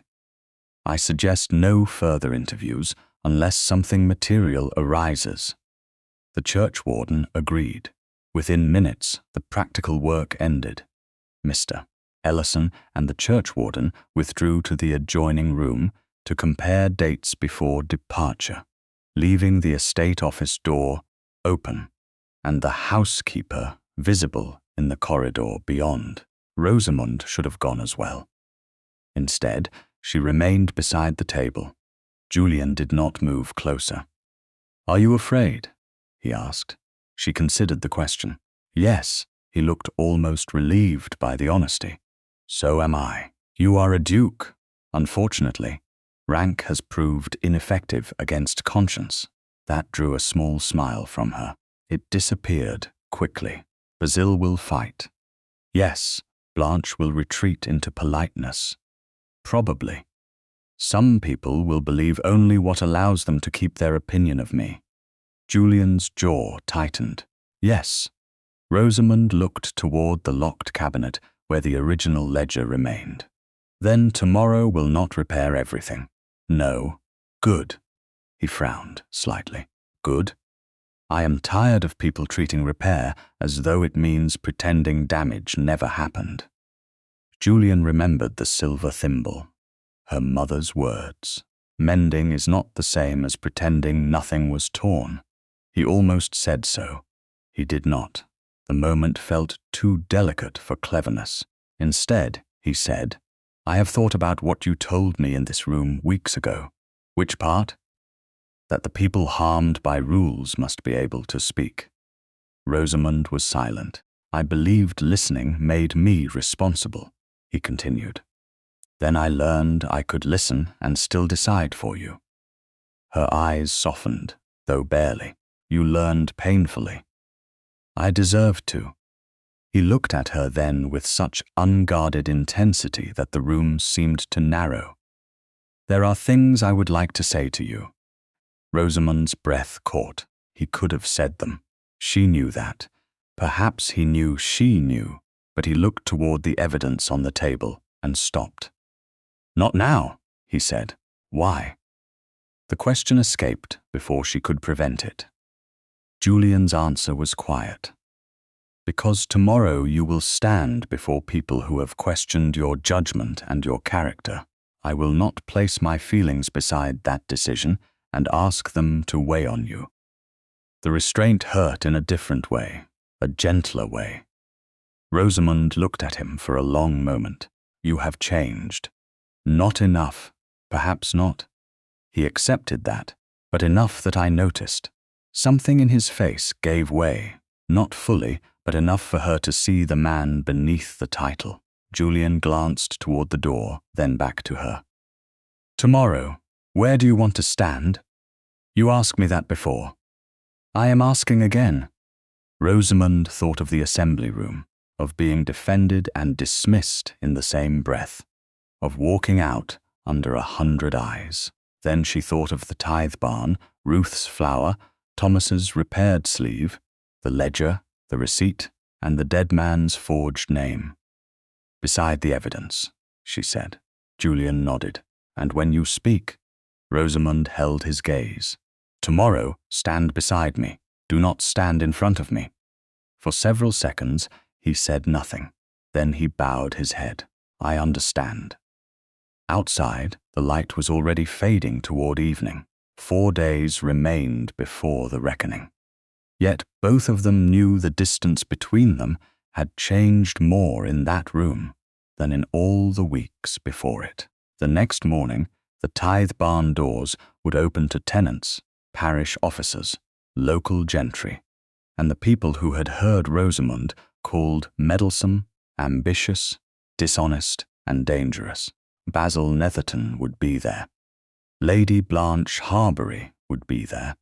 The evidence would be there. And this time, Julian had no intention of deciding whether Rosamund was strong enough to face the truth. He intended to do exactly what she had asked.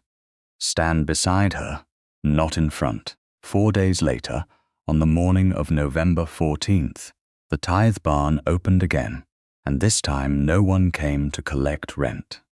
They came to hear the truth. The same long oak table stood beneath the high beams.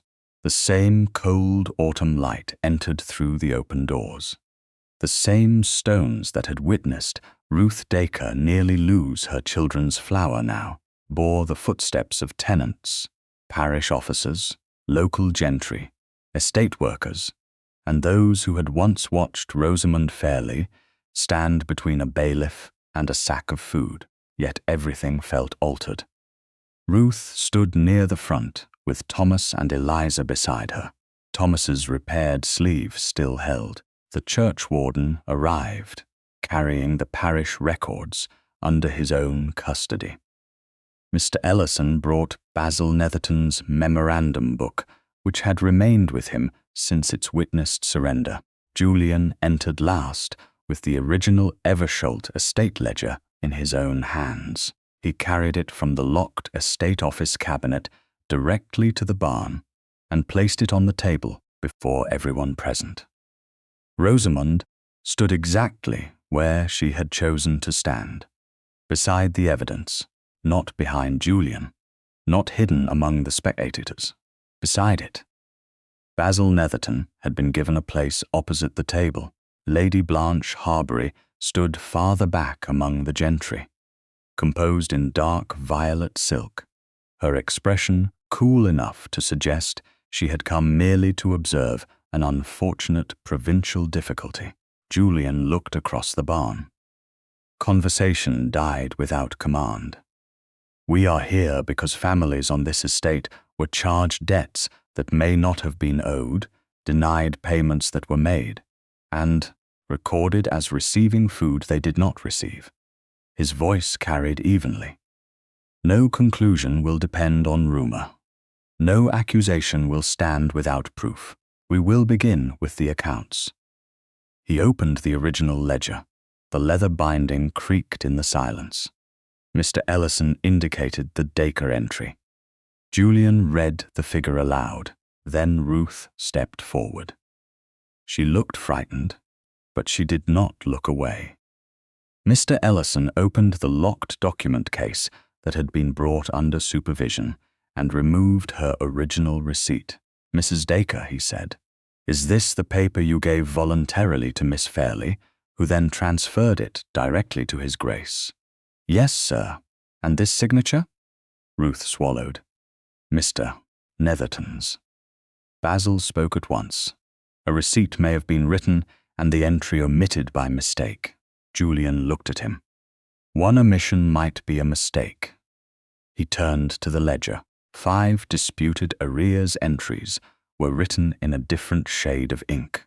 All concerned vulnerable tenants living near land you recommended for consolidation. Basil's face tightened. Ink varies. Yes, Rosamund said. Every head turned toward her. She did not rush, which is why no one here is claiming that ink alone proves fraud. Julian looked at her briefly. Approval passed between them, quiet and unmistakable. Mr. Ellison then presented the next sequence.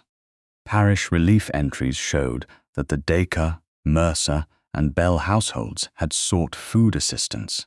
At nearly the same time, the estate granary records claimed those families had already received grain. The churchwarden confirmed that the original parish records had remained in parish custody. No one had removed them. No one had altered their location. Basil lifted his chin. Families may seek charity even after receiving supplies. They may, Rosamund said, but 3 separate families doing so within days of supposed deliveries deserves examination, especially when one widow's payment has already disappeared from the estate ledger. Basil looked at her with open dislike now. You have always been eager to interpret hardship as conspiracy. Rosamund met his gaze. No, I have been careful not to call suspicion proof. You should try the same discipline. A murmur passed through the barn. Julian did not silence it. He waited until it faded.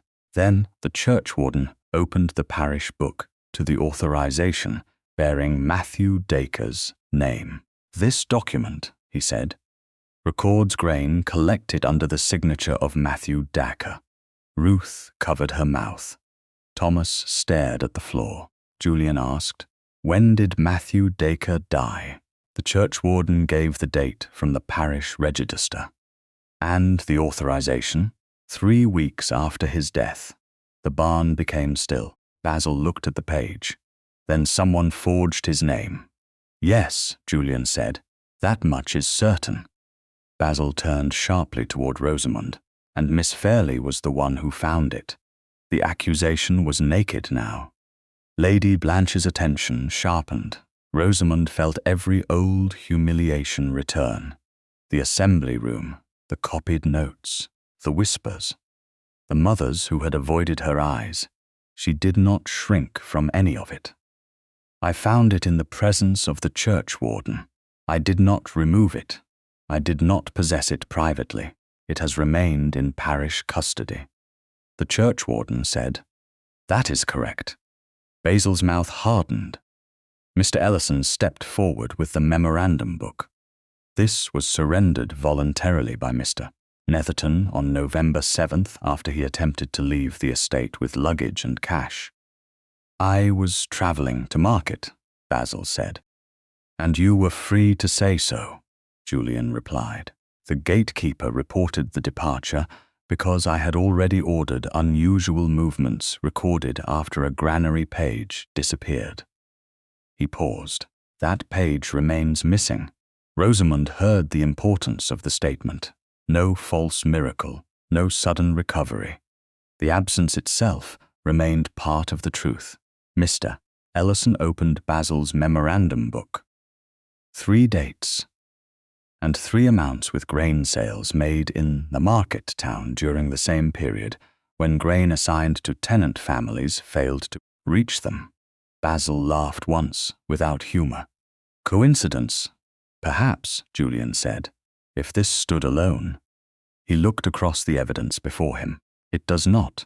The chain was now visible to everyone. False arrears, an omitted payment, grain allocations contradicted by parish relief, a dead man's forged signature, missing records, matching market sums, an attempted departure after scrutiny tightened. Basil's composure finally cracked. "You speak as though I invented the poverty of this estate. These families were inefficient. The Western holdings were unprofitable. Small tenants fall behind. That is the nature of land." Rosamund stepped forward. Julian did not stop her. "No," she said. "The nature of land did not sign Matthew Dacre's name 3 weeks after his burial." Silence. Basil stared at her. She continued, her voice steady. "The worst thing done here was not merely the taking of grain. It was teaching hungry people to believe their hunger was proof of their own failure. Families sold animals, blankets, and tools, while records claimed they had already received what they needed. Children missed school. Mothers apologized for asking questions, and all the while the numbers told them they were to blame. Ruth began to cry silently. Rosamund did not look away from Basil. "You made shame do part of your work." No one moved. Then Basil turned toward Julian with desperation replacing contempt. "And where were you, Your Grace?" The question struck hard because it was true enough to hurt. "You speak of responsibility now. You were absent. You left the estate to men like me. If there was room for corruption, you created it." A murmur rose. Julian lifted one hand, and the barn quieted. He did not defend himself. "On that point, Netherton, you are not entirely wrong." Rosamund looked at him. So did everyone else. Julian continued, "My absence made room for your conduct. That failure is mine. Your fraud remains yours." Basil went pale. Julian closed the ledger. "You are dismissed as steward of Eversholt Estate, effective immediately. All relevant records will remain under review by my solicitor and will be presented to the appropriate local justice for further proceedings regarding fraud and embezzlement." Recoverable funds will be applied toward restitution. Basil opened his mouth, but nothing came. Julian turned to the tenants. Every disputed debt connected to these altered records is cancelled pending correction. Wrongfully omitted payments will be credited.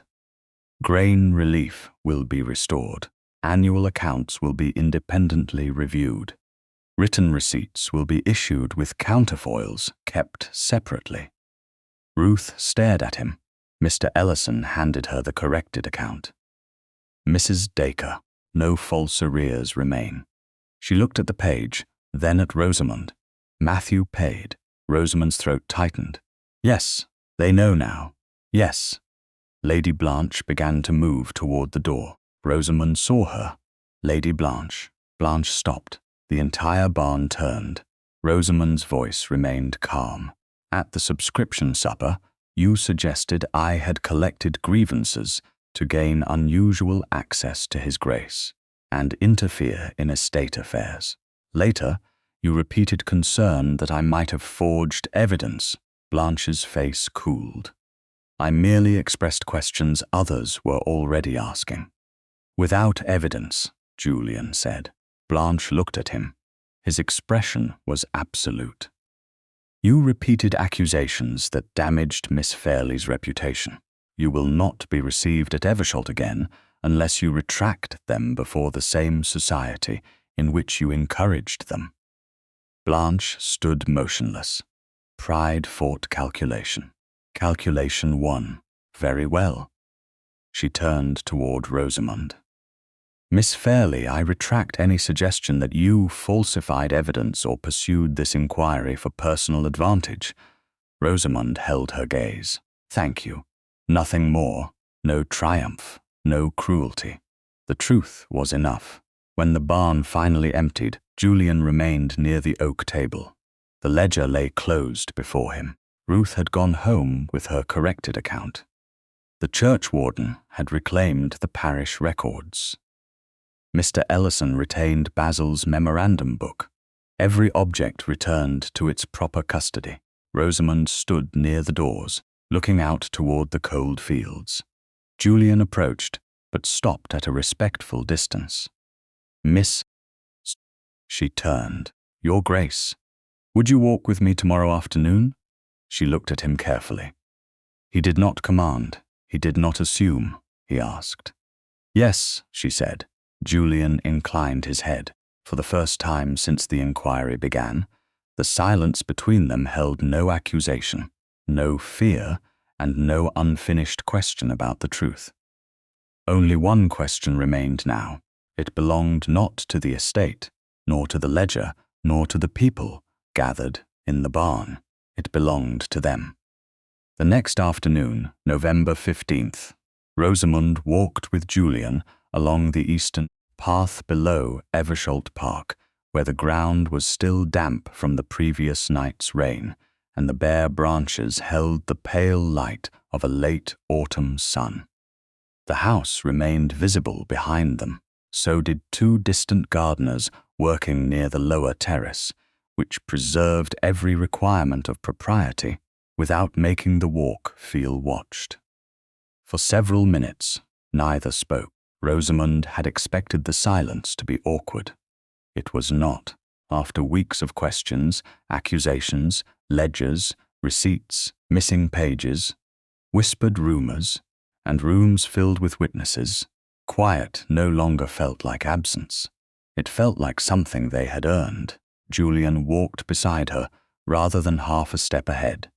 She noticed that. She suspected he intended her to. At last he said, I have spent most of the morning trying to decide how not to ruin this conversation. Rosamund glanced at him, an unusual concern for a duke. I am discovering many unusual concerns. That sounds exhausting. It is. She smiled despite herself. Julian looked toward the path ahead. Yesterday, in the barn, I said my absence had made room for Netherton's conduct. Yes, I meant it. I know. But there is more. Rosamund waited. Julian drew a slow breath. Before you, I believed being correct was almost the same as being responsible. If I appointed competent men, reviewed summaries, signed proper orders, and intervened when failure reached me, then I could call that duty. And now I know being correct can become an excuse for being absent. She looked at him then. There was no performance in his face, no carefully arranged remorse, only a man speaking plainly, because she had taught him that anything less was useless. You were not the only person who failed those families, Rosamund said. No, and you were not the one who falsified accounts. No, but you still had responsibility. Yes, she nodded once. Then we agree. Something eased in his expression. I have learned that agreement with you is usually expensive. In what currency? Pride. Rosamund laughed softly. The sound surprised them both. Julian stopped walking. She stopped too. For a moment, the wind moved through the hedges and carried the smell of wet earth across the path. There are things I wanted to say before the reckoning, he said. You chose not to. I did not want my feelings to become another pressure placed upon you. That was wise. I dislike how often wisdom appears to require silence. You may find some consolation in the fact that not all silence is noble. You have made that clear. His mouth almost curved. Then seriousness returned. Rosamund.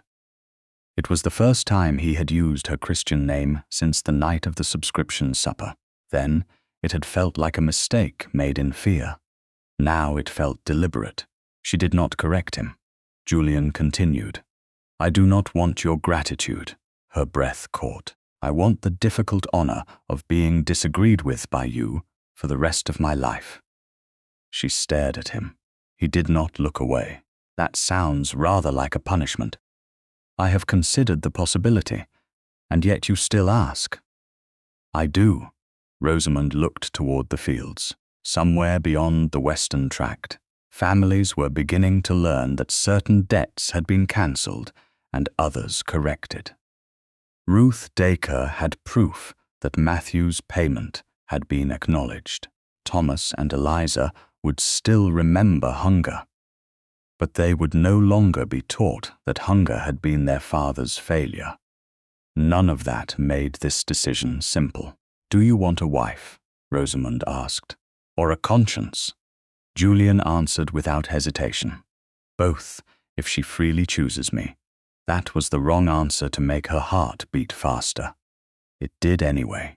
She folded her hands before her. You are a duke. I am painfully aware. Marriage to you would change everything about my position. Yes, I do not wish to stop teaching because someone decides. It is unsuitable for a duchess. Then you will not stop. I will not become a decorative witness to estate decisions either. I would be a fool to ask it. You have been a fool before, recently. Very recently. I have excellent references. She looked at him, and this time his smile came fully. It changed his face. Rosamund realized she had almost never seen him look unguarded. That moved her more than any practiced declaration could have done. Still, she did not let tenderness answer before judgment. Where would I live? She asked. Where we agree. Would the school remain mine to direct? Yes. Would I have independent money? Yes. Properly settled before marriage? Would I be free to refuse involvement in matters that use my name but not my voice?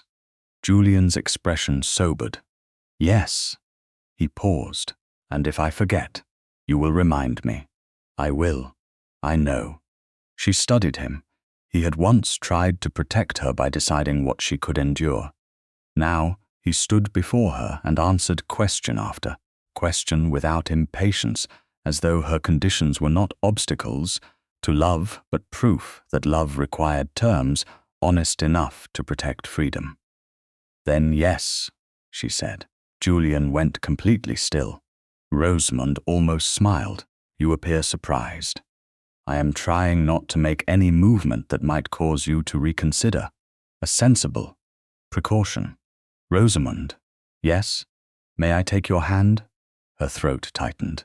Even now, he asked. Yes, he did, carefully. No spectacle, no witnesses near enough to hear. Only his gloved hand around hers beneath the pale November light. 6 months later, on April 20th, 1852, the meadow below Eversholt Park was green again. A spring gathering had been arranged for tenant families, parish officers, estate workers, and their children. It was not presented as charity.